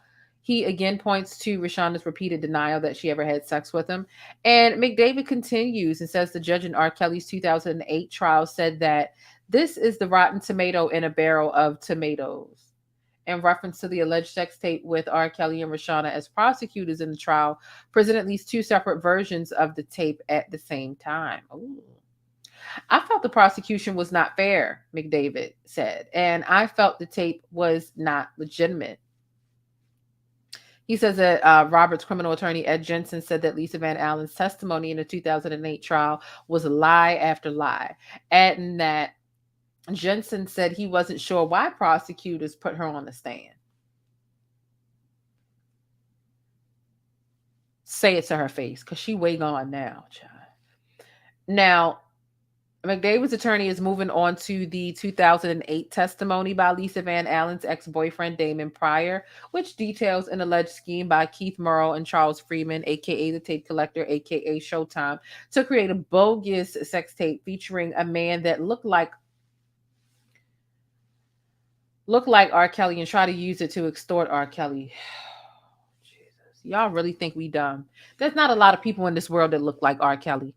You know, honestly, when I look at both of his brothers, I remember Carrie's name, and I got the other man's name, picture in my head. I just don't have his name.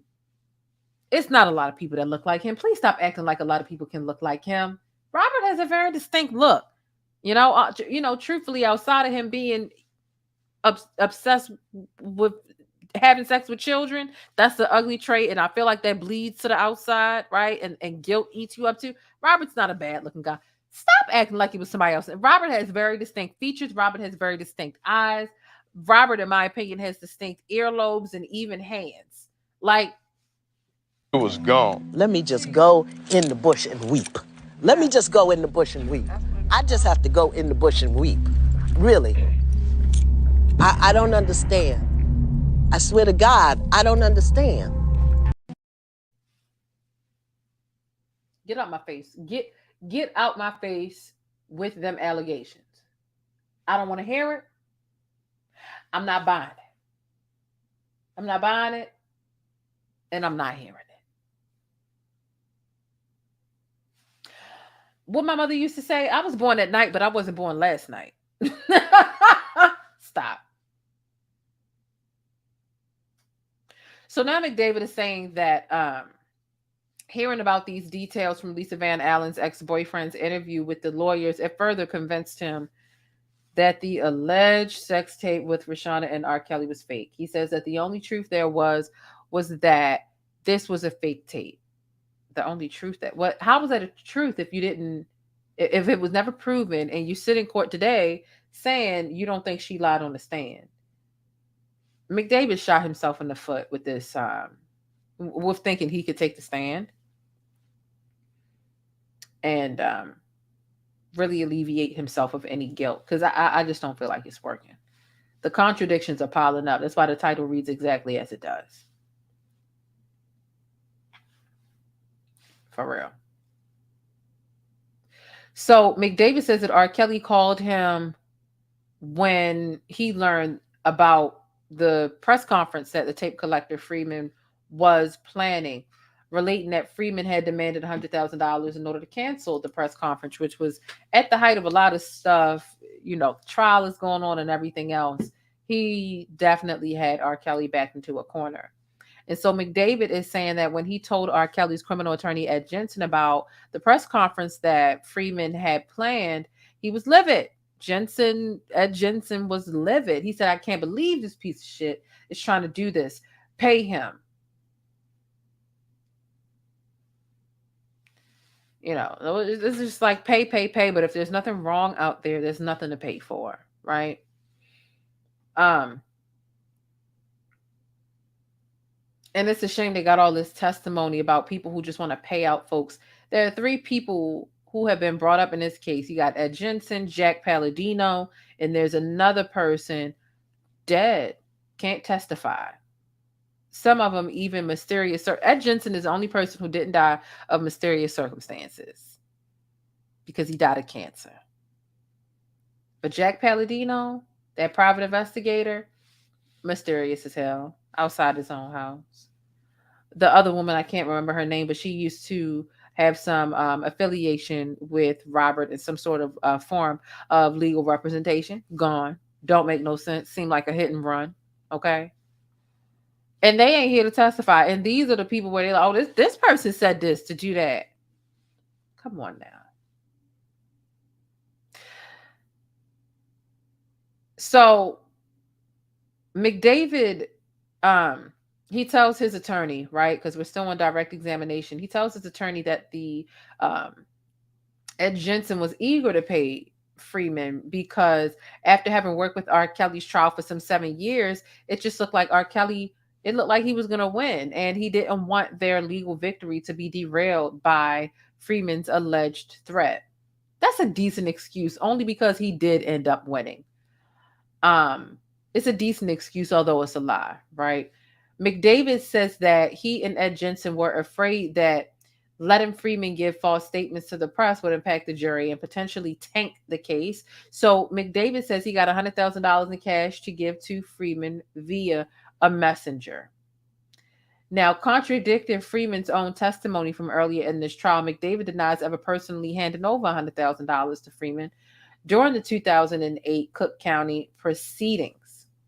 Now, when R. Kelly was acquitted of the 21 state child porn charges in 2008, McDavid says that he was happy and he thought he did the right thing.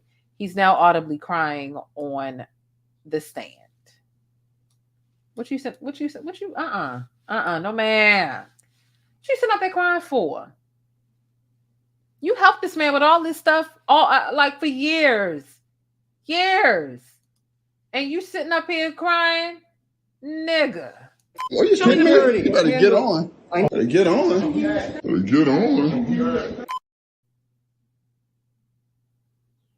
Now you sitting here acting like you handled hundreds of thousands of dollars. You don't know what you handled the hundreds of thousands of dollars for. You helped him settle, several lawsuits about sexual misconduct, but you didn't know what the sexual misconduct, if it pertained to minors or sexual abuse.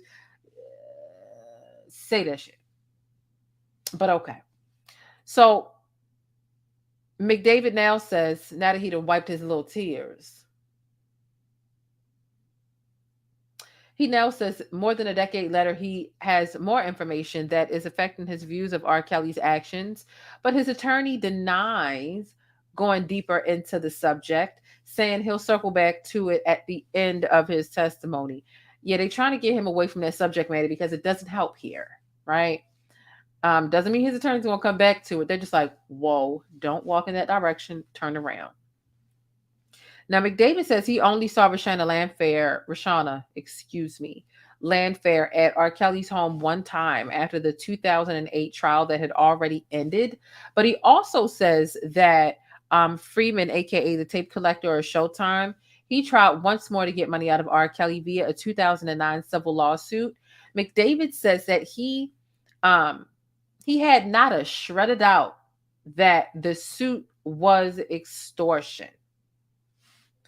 Again, they want to paint Carlos Freeman out to be an extortionist. And do I believe that to a certain extent? Absolutely. Absolutely. I sure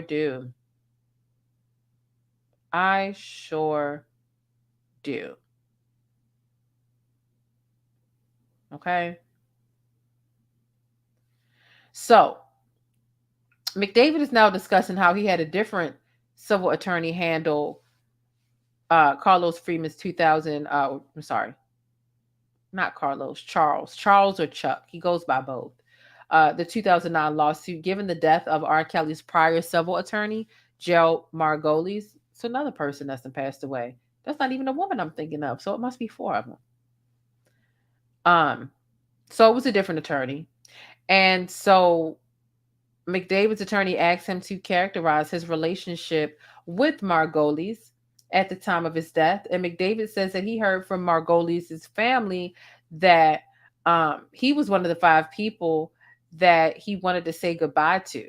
Oh, I think that answers your question. Not you getting smart. So before he died, he wanted to say goodbye to McDavid, this Margolis criminal defense attorney. Okay. Saying that they were so close, they were friends and all this other stuff. Arliatia Graves, thank you so much for becoming a channel member. I appreciate you. Check the membership community tab. Larry Rogers sends $5 and says, "You always have a glow to you." Thank you so much. Thank you so much. I try to be happy all the time. Sometimes it bleeds out, you know. So let's continue. So McDavid says, per the advice of R. Kelly's criminal attorney, Ed Jensen, he decided to settle Freeman's lawsuit and pay him one last time. Now, after paying Freeman to settle the suit, McDavid says he called Freeman and told him that he was a rotten piece of shit. And if it was up to me, that you'd never have gotten a penny. Oh, my.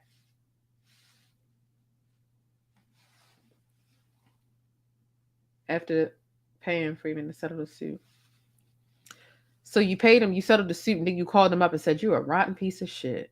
If it was up to me, you would have never gotten a penny." Damn.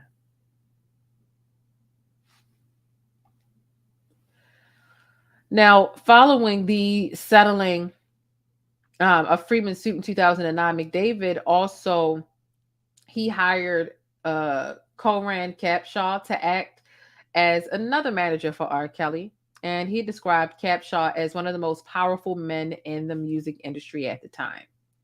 Now, McDavid also says that he convinced R. Kelly to go to Africa around this time, where he ended up opening the FIFA 2010 World Cup in South Africa. He continues to say that Capshaw helped get R. Kelly appearances at Coachella and with Lady Gaga. Okay. Now, despite the continued rise of R. Kelly's success following the 2008 trial, McDavid says his relationship with R. Kelly, it deteriorated. The success was going to his head. He became demanding. I couldn't give him the attention he needed or he wanted. So McDavid says R. Kelly began looking elsewhere for attention. And at that time, a man named Devin Stevens eventually stepped into his life and convinced R. Kelly to drop Capshaw as a manager. McDavid says R. Kelly's career plummeted as a result. Okay. So it's just like a lot of shuffling of employees, like just all up and out. All up and out. Okay. Africa at this time. At the Capshaw. Okay. So now the judge calls for a 15-minute break. Okay. After McDavid literally calls Steffens a con artist. Okay. Whew. Lord have mercy. It's like a movie. It's like a movie going through. And like I said, I took these notes early, but sometimes I'm reliving them as I go through them with you. I took a lot of different notes today. So, yeah, it's a lot. So let me see.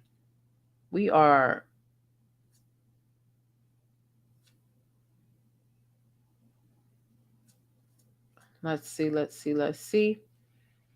Hit thumbs up if you have not already. Okay. If you have not already hit thumbs up, make sure you do so. Hey, thanks for letting me keep you connected and in the know with what's happening in the Black world. Don't forget to smash on that like button for support and for more Black news. All right.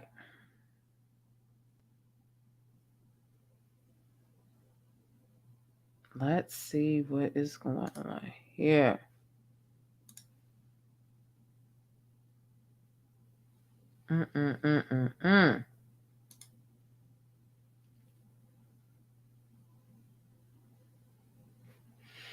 Okay, so it looks like we are nearing the end of this testimony. 15-minute break. There's a little bit more time left in court. And I done hid my notes for myself. Hold on.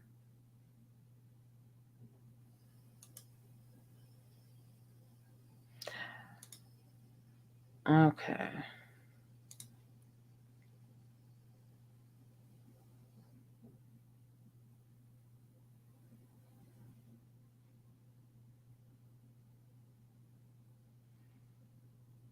Actually,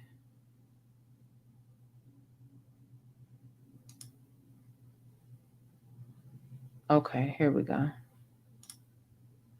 Okay. Oh, I found the rush, child. Okay.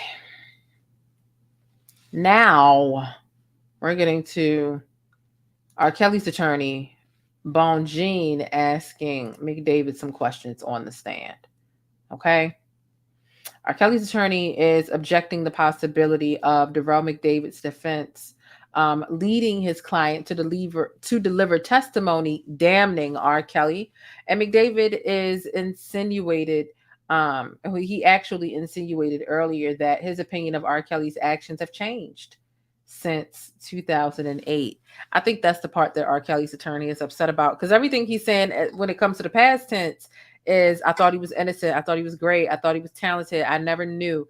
I was never under the impression that he was doing anything illegal. but he was asked some questions about, do you believe it now? And essentially the implication that McDavid gave while he was on the stand was, yeah, my views have changed. I don't have a reason to think that Reshona Landfair is lying. And if you don't have a reason to think that Reshona Landfair is lying, the woman who testified that she was a girl, then 14 years old, in the sex tape with the then very grown Robert Kelly, then you believe Robert is guilty.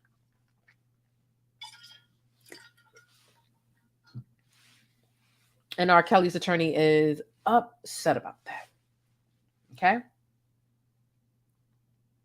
So, and essentially the judge, they end up declining to make a blanket ruling on R. Kelly's attorney's objection. The jury comes back from break, and we are still in the midst of listening to the different questions that McDavid's attorney is asking him. Okay. So McDavid's attorney continues and begins asking Derrel McDavid how his relationship with R. Kelly began deteriorating after the 2008 Cook County trial. And so the attorney, his own attorney, asks him if he'd had financial disagreements with R. Kelly. McDavid says yes, and discusses a meeting that he attended with Robert and Devin Steffens about the disagreements. And so there are a lot of details, but McDavid only says that he and Robert weren't able to resolve those differences at the meeting, and this led to the departure. This led to his departure as R. Kelly's manager, and it led to McDavid's hiring of law firm Novak and Macy to recoup over $1 million that he believed that R. Kelly owed him. Okay. And so as Brinley asked McDavid about specific financial arrangements between him and R. Kelly, McDavid says that he isn't sure how to answer, and he asked to speak to his attorneys, but the judge denied that request. And so McDavid says that he eventually reached a settlement with R. Kelly, detailing that R. Kelly agreed to pay him the $1.3 million that he previously mentioned, with the funds coming from various accounts that R. Kelly had. And so McDavid's attorney continues to get into the weeds about the $1.3 million settlement agreement between R. Kelly and McDavid, eventually ended up discussing a confidentiality clause in the agreement. And McDavid says it used standard language, the confidentiality agreement that was attached to the $1.3 million that Robert ended up giving him based off of what he owed him, right? According to what he's saying. Now, still on the confidentiality clause in the settlement between Robert and David, it said that the parties that sign, they'll keep personal information that they may have on one another secret unless given a legal order to provide it. McDavid again says that the language is standard. And McDavid again says that he saw nothing unusual about the confidentiality agreement, but he adds that Robert missed some scheduled payments that he agreed to. Oh, really? In response, McDavid says he went back to Novak and Macy to file a breach of contract suit. Oh, that's what's going on.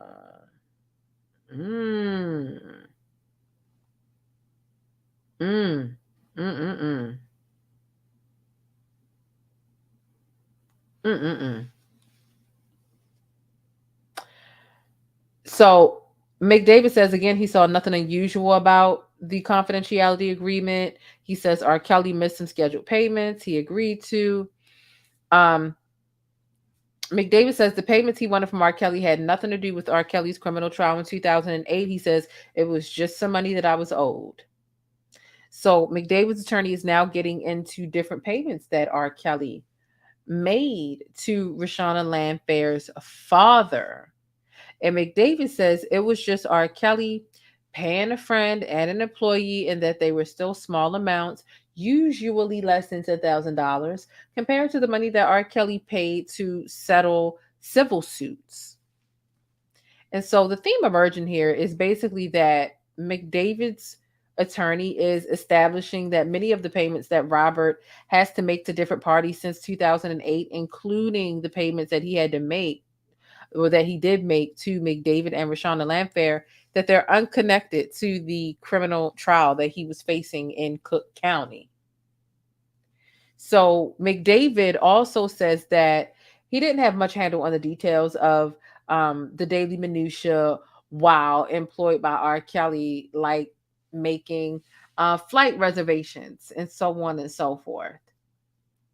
And so now we've got McDavid's attorney moving on to the alleged sex scenes and testimony that McDavid says he had no knowledge of prior to the 2008 trial.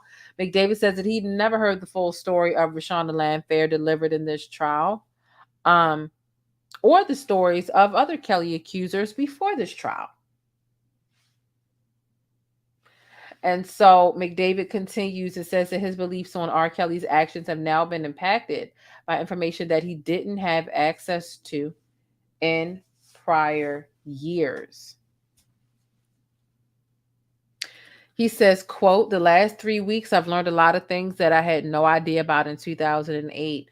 All I knew was Reshona Landfair said it wasn't her over and over before this trial. All I knew was what I knew, that Reshona Landfair was innocent and so was R. Kelly." So now McDavid says that he's embarrassed. He says, "I'm embarrassed," as he continues to speak to both the prosecution and R. Kelly's attorney, Jennifer Bongine, objects. The judge sustains, and McDavid's attorney has no more questions for McDavid. And now R. Kelly's attorney, Bongine, is up for cross-examination. And so R. Kelly's attorney asks if R. Kelly is a quote-unquote rare talent, to which McDavid responds that R. Kelly he's a musical genius, but he also adds that R. Kelly had a lot of deficits. Not deficits. Now, some of these deficits R. Kelly had included troubles with basic reading and writing, of which R. Kelly had a lot of shame. And McDavid adds that R. Kelly has dyslexia. And so McDavid tells R. Kelly's attorney that he had to bring in outside professionals like lawyers and accountants to help manage R. Kelly. And he wholeheartedly agrees to Bongine's assertion that Robert had a habit of surrounding himself with people who were bad for him. Like, R. Kelly's attorney is saying he had a habit of going around bad people. You know what, baby? The peer pressure tactic, never gonna get it, never gonna get it, never gonna get it, never. It's not gonna work. Whoa, whoa, whoa, whoa. It's not gonna work. Like, you saying he surrounded himself by bad people at a grown ass age, nobody's gonna feel bad for him. Life is all about choices. He was a grown man with a hell of a lot of money, visibility, reach, no. So, moving on to the Tiffany Hawkins lawsuit from 96, 97. R. Kelly's attorney brings up the article about it, and it published prior to the infamous 2000 article by Jim DeRogatis. And McDavid says there was an influx of lawsuits whenever articles like this were published. So R. Kelly's attorney springboards from that topic to discuss Jerry Margolis, and really just conveying the fact that the famous lawyer wouldn't stoop to associate himself with someone he considered a sexual predator online. So McDavid agrees to this, but the prosecution objects. The judge sustains the objection. R. Kelly's attorney quickly moves on to discuss the relatability of the services of Jack Palladino. Again, this is the deceased private eye / investigator / detective that R. Kelly hired. However, this gentleman died not too long ago. So as R. Kelly attorney moves on to discuss the reliability of the services of Jack Palladino, before again moving on to discuss Lisa Van Allen's alleged threesome sex tape, which he says she never produced to him or attorney Ed Jensen. And so Bonjean is moving really quick. But she's now discussing Charles Freeman's alleged decade-long attempt to get $1 million out of R. Kelly. Again, we know Charles Freeman as the tape collector, aka Showtime. Okay. Now, after confirming that Showtime, right, Mr. Freeman, the tape collector, after confirming that his recollection of events is different from McDavid's, R. Kelly's attorney ends her questioning for McDavid, and the judge calls to suspend the day. Okay. And so this was right on time. This was 6 p.m. my time, 5 p.m. Central Standard Time, which is when court lets out. I'm so glad we're caught up. Oh my God. I really want to give y'all another video, but not only do I not have enough voice to do it, I feel myself getting a little sleepy. And when I get sleepy, I'm already a pretty goofy person, but I get a bit goofier than usual. But I'm glad I got these two out the way. This just means that for Saturday, I have one video that I already have all put together for you all. And I'll be able to give you day 16, which was technically Friday, September 9th in the courtroom. And we will be all caught up. I love that. What do you all think about what happened in the courtroom today? You know, McDavid took a lot of time. And when we go into day 16, he still won't be on the stand. Like, God.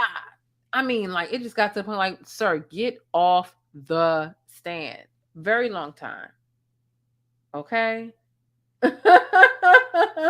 Like, very long time. Someone says, Sunshine says, I can see the red in your eyes, Jane. It's time for rest. You did great. Thank you so much. I was so determined to get this out to y'all. I did way too much, information aggregation to not get some of this information out. And my Discord and my moderators were telling me, don't even go live at all. Just get some rest. And I would have felt so behind waking up on a whole weekend, having 3 shows to get out to y'all. I'm like, nah, let me get these shows out.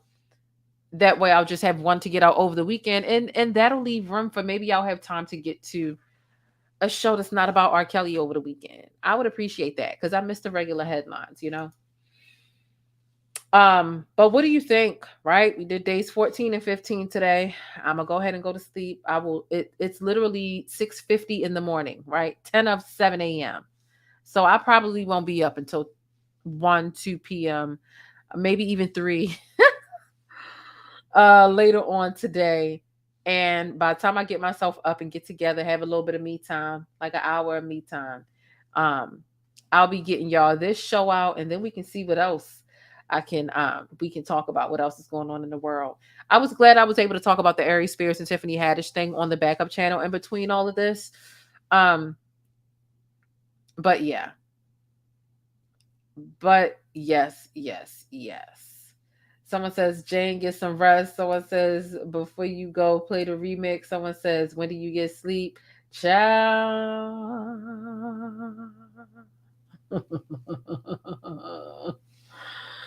When do I get sleep? I barely do. Let's get into the Kelly remix. Let's get into the Kelly remix. Let me find it on my list. There we go. Y'all ready? Y'all ready to hear the remix? Have y'all hit thumbs up on the video? Have you had your passport? Did you get your shots? Girl, would you like to hit thumbs up on this video?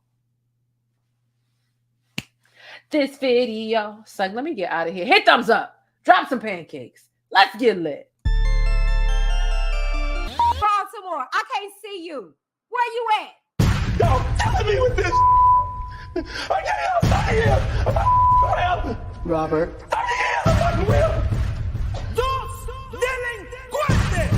You're killing me, man! This ain't not about music! I'm trying to have a relationship with my kids, and I can't do it!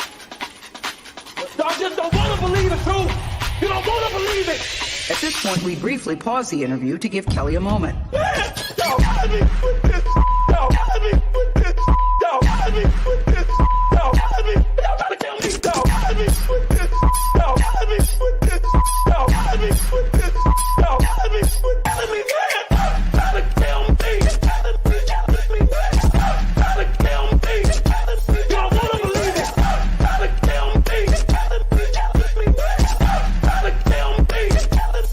camera keep going. Stupid R. Kelly. Fight for my life. Stupid R. Kelly. Do it. Stupid R. Kelly. Fight for my life. Stupid R. Kelly. Do it.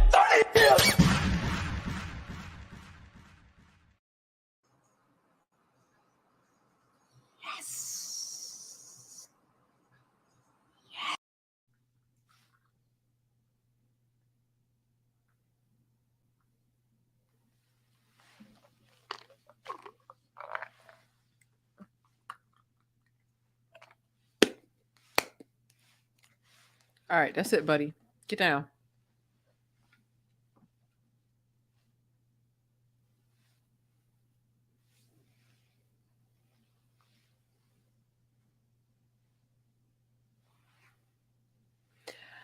All right. I think that's about it. Do y'all have any questions? Where did I get his collar? Where did this one come from? Because he get a new one, he ruins it, he scratches it up, then it's time for a new one. I forget. I can't remember if this was from Walmart, Target, Five Below. I can't remember. It was somewhere. I can't remember. But to believe it or not, this collar was a Batman collar. It looks like it was like all yellow. It was yellow, and on top of it, it had this really fine. It was Batman. He picked, and it wasn't painted on. I'm talking a cloth that was sewn. Oh my God, he picked so bad. That's why I don't. People be trying to make me feel bad. I had this girl comment, please get your cat a new collar.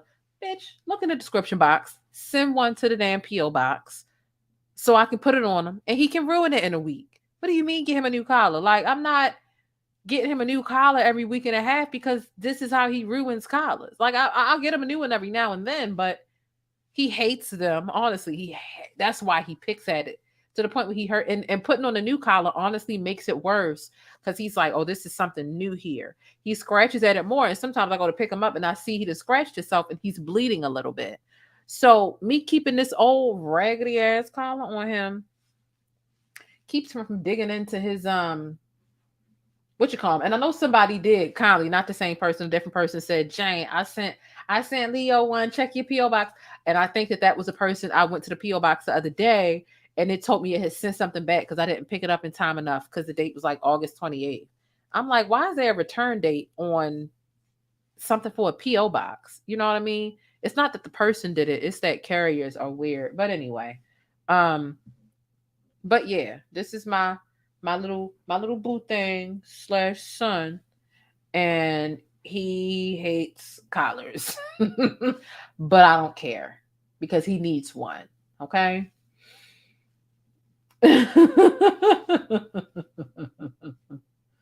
You want to send him a collar? Look, the P.O. box is in the description box. Right?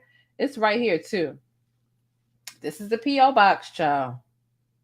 Oh, you know what? Now I bought them. You know what? It needs to say Randallstown. Hold on.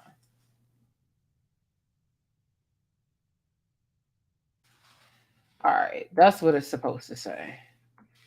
I was using a Baltimore P.O. box and it was going to the wrong one. You know, if you do, yeah, I don't even be telling people that I have the my P.O. box in my description box, but some people see it and they send stuff. I was so overwhelmed when I checked it the other day because I had like 8 packages. I was like, oh my God. And some people don't even put their name. It just say like your #1 fan. I'm like, how am I supposed to thank you? I want to thank you. Somebody sent him a cat hammock. Someone sent me a Streamlabs. I don't even know how to use Streamlabs or what it is. I got some skincare. I got a book and some other stuff.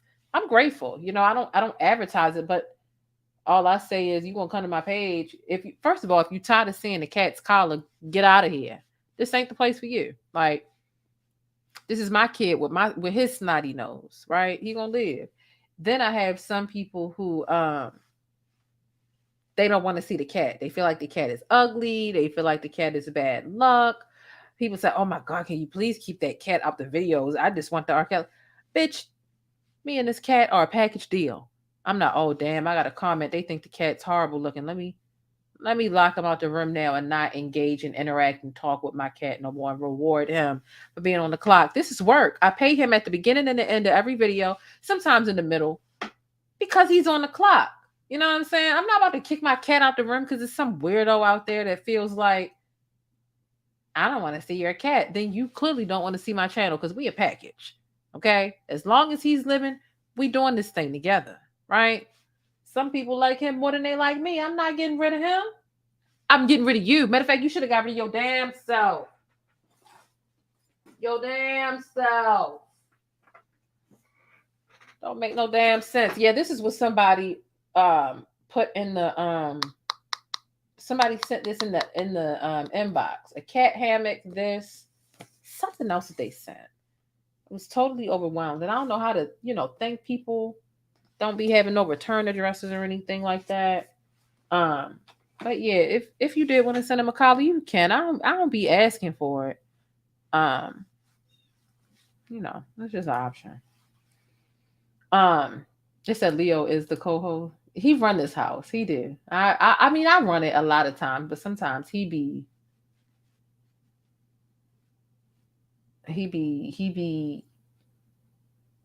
we suckers in here. Okay, thank you, Olivia. There is nothing wrong with Leo.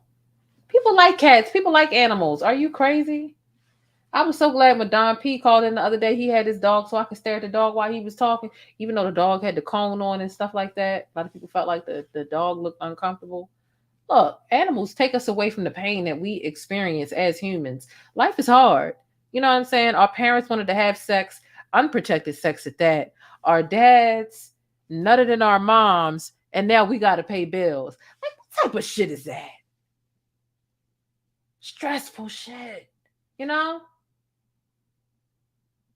So yeah, sometimes you want to take our mind away from the pain and the responsibility and the bills of being a human adult. Sometimes we just want to stare at animals, all right? And if that's not you, then this ain't the place for you. All right. But every now and then, I like staring at my animal's eyes. It gives me an escape. All right. And me and the cat talk. We talk. There's a lot that he's got on his mind, and there's a lot that he's got to say. Shading the cat real bad. Hey, January flowers. I ain't seen you in a minute. Shading the cat real bad. Leo, what's going on? Yeah, what's that? Is there something going on? You sure? Is everything okay? Oh, dang. You sat down to tell me what's going on. Oh.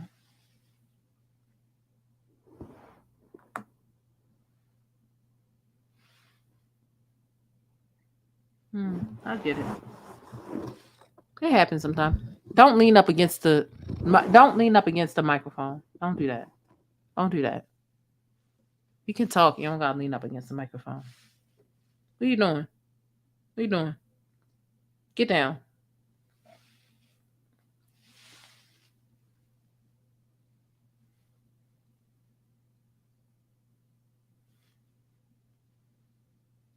All right. You ready to tell the people goodbye? Hey, get off the microphone. Leo, get down. Oh, now you want to rub up on me when I say get down. Leo, get down. Now you love me. Okay. All right. I love you too. You still got to get down. Yeah, you should get down. You don't want to get down. I got to show the people I teach you what these words mean. Leo, get down. Get down. Leo, get down. Get down.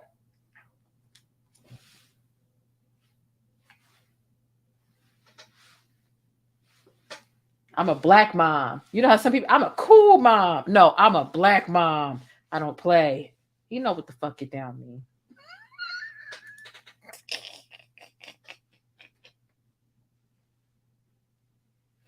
You know what it mean. Don't play with mama. Mama say get down. She mean it. You can play if you want. You can make her bust out the ugly voice. Hey, can you get down, please? Hello, I request that you would get down.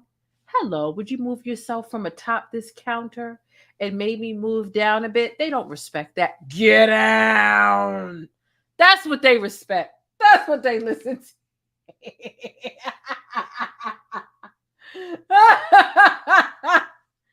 That's what they respond to. You can't be not. Hey, can you get down? I'm in front of my friends. I want to be nice. Can you get down? Get down. You hurt. You bet. Don't make you. I'm so tired. Look, this is what happened when I'm tired. I gotta go to bed. I gotta go to bed because when I get tired, I get crazy.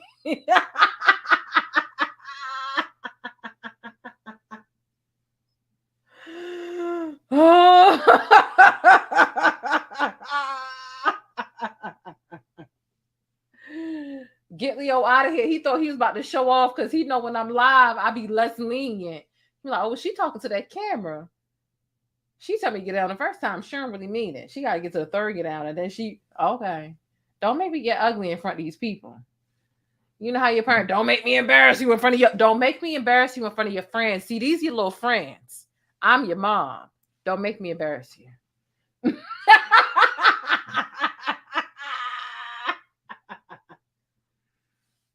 Don't make me embarrass you.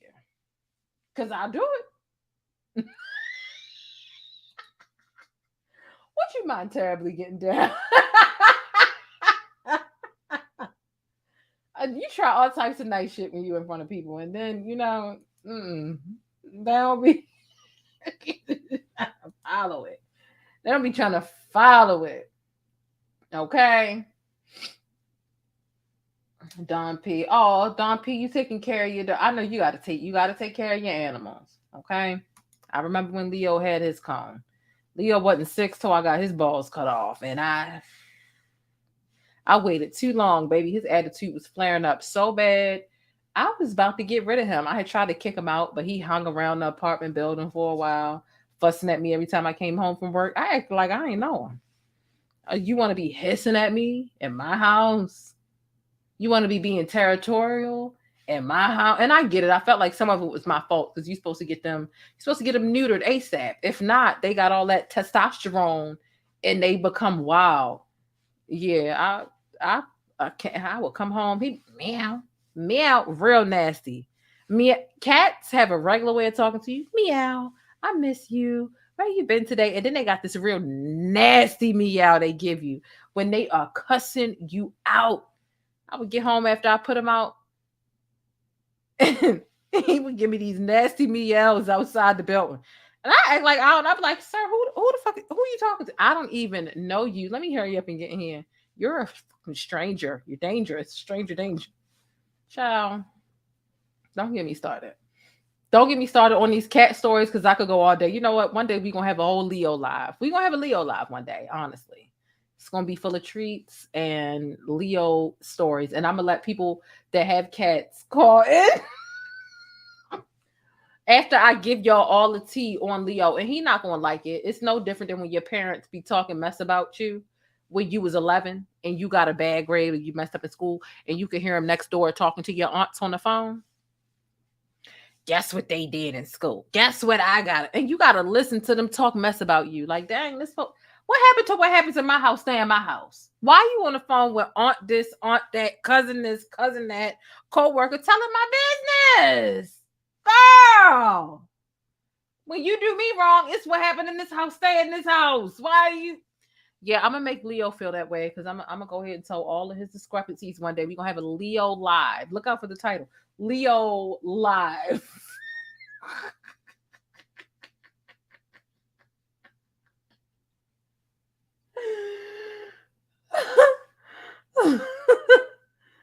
A Leo live. I'm not playing with him.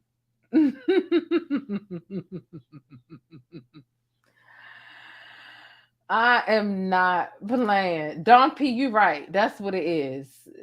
That's exactly what it is. After a certain, because I'm tired. It's 7:00 in the morning. I got to work yesterday at 8:30 a.m. Right? Ain't been to sleep. Did take a nap on lunch. I've been up for 24 hours now. So yeah, I'm a little goofy. I'm a little extra goofy.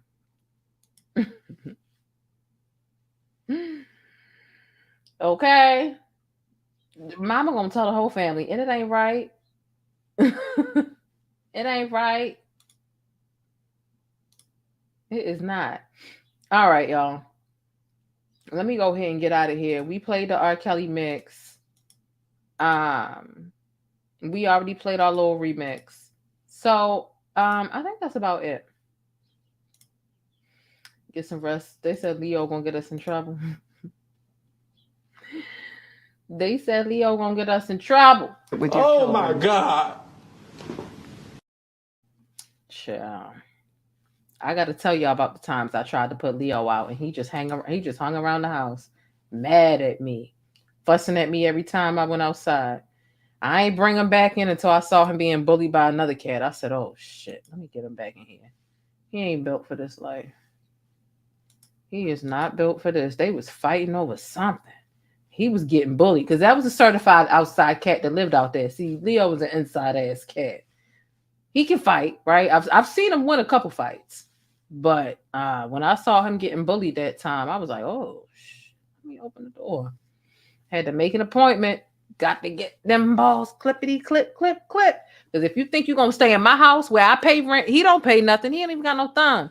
You think you're going to have me frightened, hissing at me? Oh, baby, it's not happening. You can get to stepping quickly. So that's okay. I took him to the vet. And I took accountability. That's the thing. I dealt with that mess. Because the accountability was when you got this cat, when he was 3 to 5 weeks old, you should have had him neutered then. I didn't. I was too excited to have him. And I had to take the blame for having Leo for 5 or 6 years and not having him taken care of. So his temperament at that time, I dealt with it. But it was a struggle. I'm lucky to still have him, honestly. He could be lost. He could be with somebody else. But yeah, that's a whole nother video. That is a whole nother video.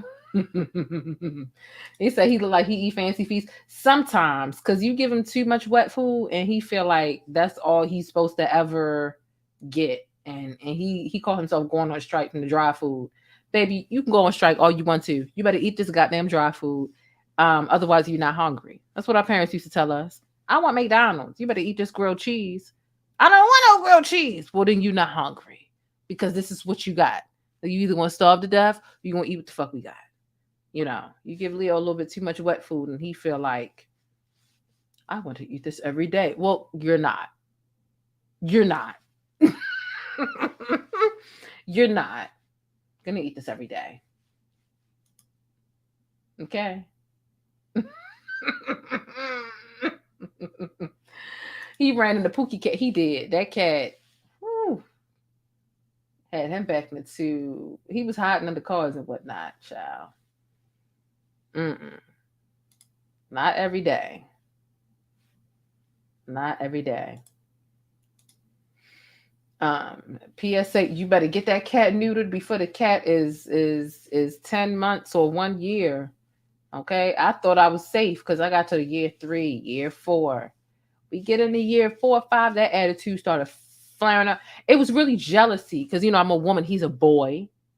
And my dating life at that time, anytime I was dating, whether I had a guy over or I went out on a date, he would just act so bad. He was jealous. And that's what really, like, you know, kicked off his bad acting. And I wasn't finna stop acting because I would stop dating because I got this badass cat. Like, absolutely not. Somebody got to go. And I ain't about to stop dating. You either gonna accept the fact that I'm dating and that you're my son and you're not my boyfriend, or you can go. We had ultimatums like shit. We fussed so bad. We fussed so bad. We still fuss though. Me and this cat, we still fuss. I ain't gonna lie. We have when I come home from work, especially, he has a full blown conversation to have with me, and I talk back because people need their companionship. People do. I come home, he's like, "Mom, where you been?" I'm like, "What's up? What you been doing?" He tell me what he been doing and talk back. It's an intercourse. But if I ignore him, if I'm having a bad day and I'm trying not to talk to him, and he's trying to talk to me, and he's been in the house all day by himself, he's not gonna let me ignore him. He's gonna get on the desk. He's gonna stand in front of me. Mom, I'm trying to tell you something. Meow, talk back, acknowledge, say something. Meow, meow, meow, meow, meow. What's going on? I'm gonna chew on this bag to get your attention because I know you hate it. Mom, talk to me. So I don't deprive him of having a conversation because it's important for him. It really is. It's important for the cat to feel like he really he's being heard. I'm engaging with him. I'm acknowledging him, and I'm talking back. He likes to feel like it's a conversation, so I give him that.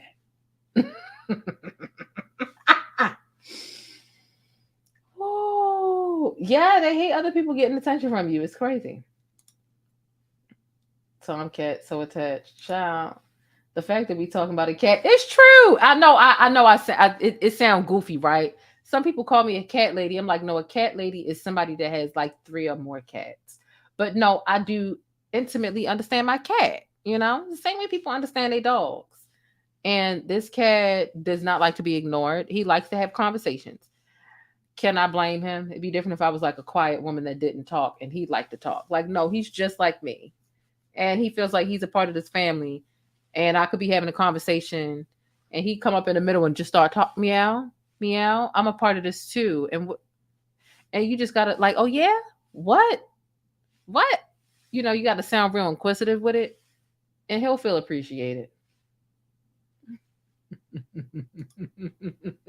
He'll feel appreciated. He really will. He will. Hello, mama got a life too. He thought I was about to stop dating because he was throwing temper tantrums. Nobody. I'm gonna put you out because it's not even you stopping me from dating. He was being a little scary. He was hissing. His attitude was so bad when he went through that puberty. I'm like, he's going through puberty. He think his shit don't stink. Like any other parent when their child going through puberty. Oh, he think his shit don't stink. It was horrible. It was horrible. Anyway, let me go. Let me go ahead and go. Let me go. I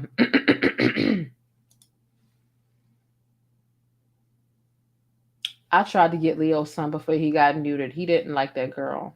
She was a black cat too. I don't know what's going on with that. So yeah. Anyway, I love y'all so much. Thanks for listening to the Leo live talk. I need to get off of here. I'm goofy. I'm sleepy. And I need to get some sleep.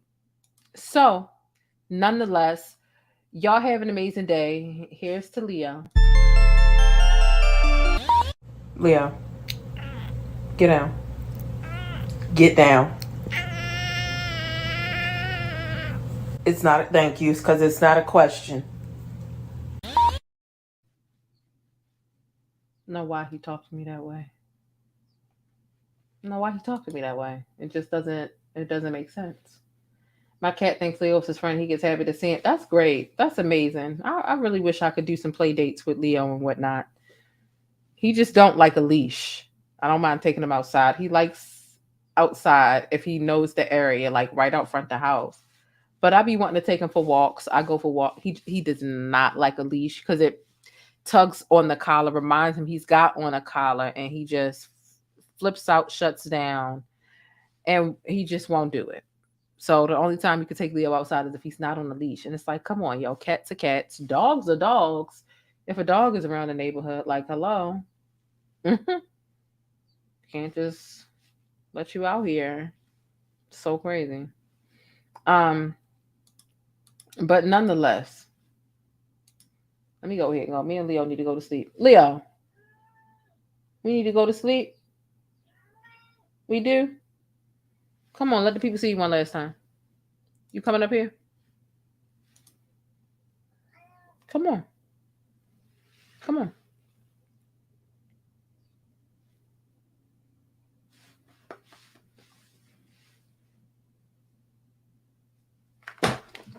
You bumped your head by mistake. Do it hurt?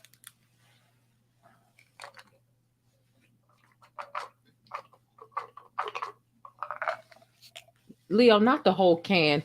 This one in my hand. Say hi to the people. Say hi to the people. The people. Leo, the people. There. They there. The people. It's nothing else. Ciao. The people. So you say hi. To people. All right. You ain't doing what needs to be done. Can you get down? Can you get down? Leo, get down. Leo, get down off this.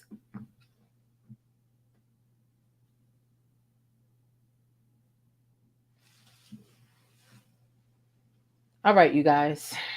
This was so fun, right? I really miss talking about regular things. Thank you, Allison. I appreciate you.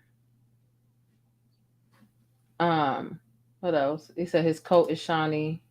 Yeah, that's all he does. Hello, and they should be. Okay. They're non-existent because that's what they need to be. Because if they wasn't, he'd be gone. He would be gone.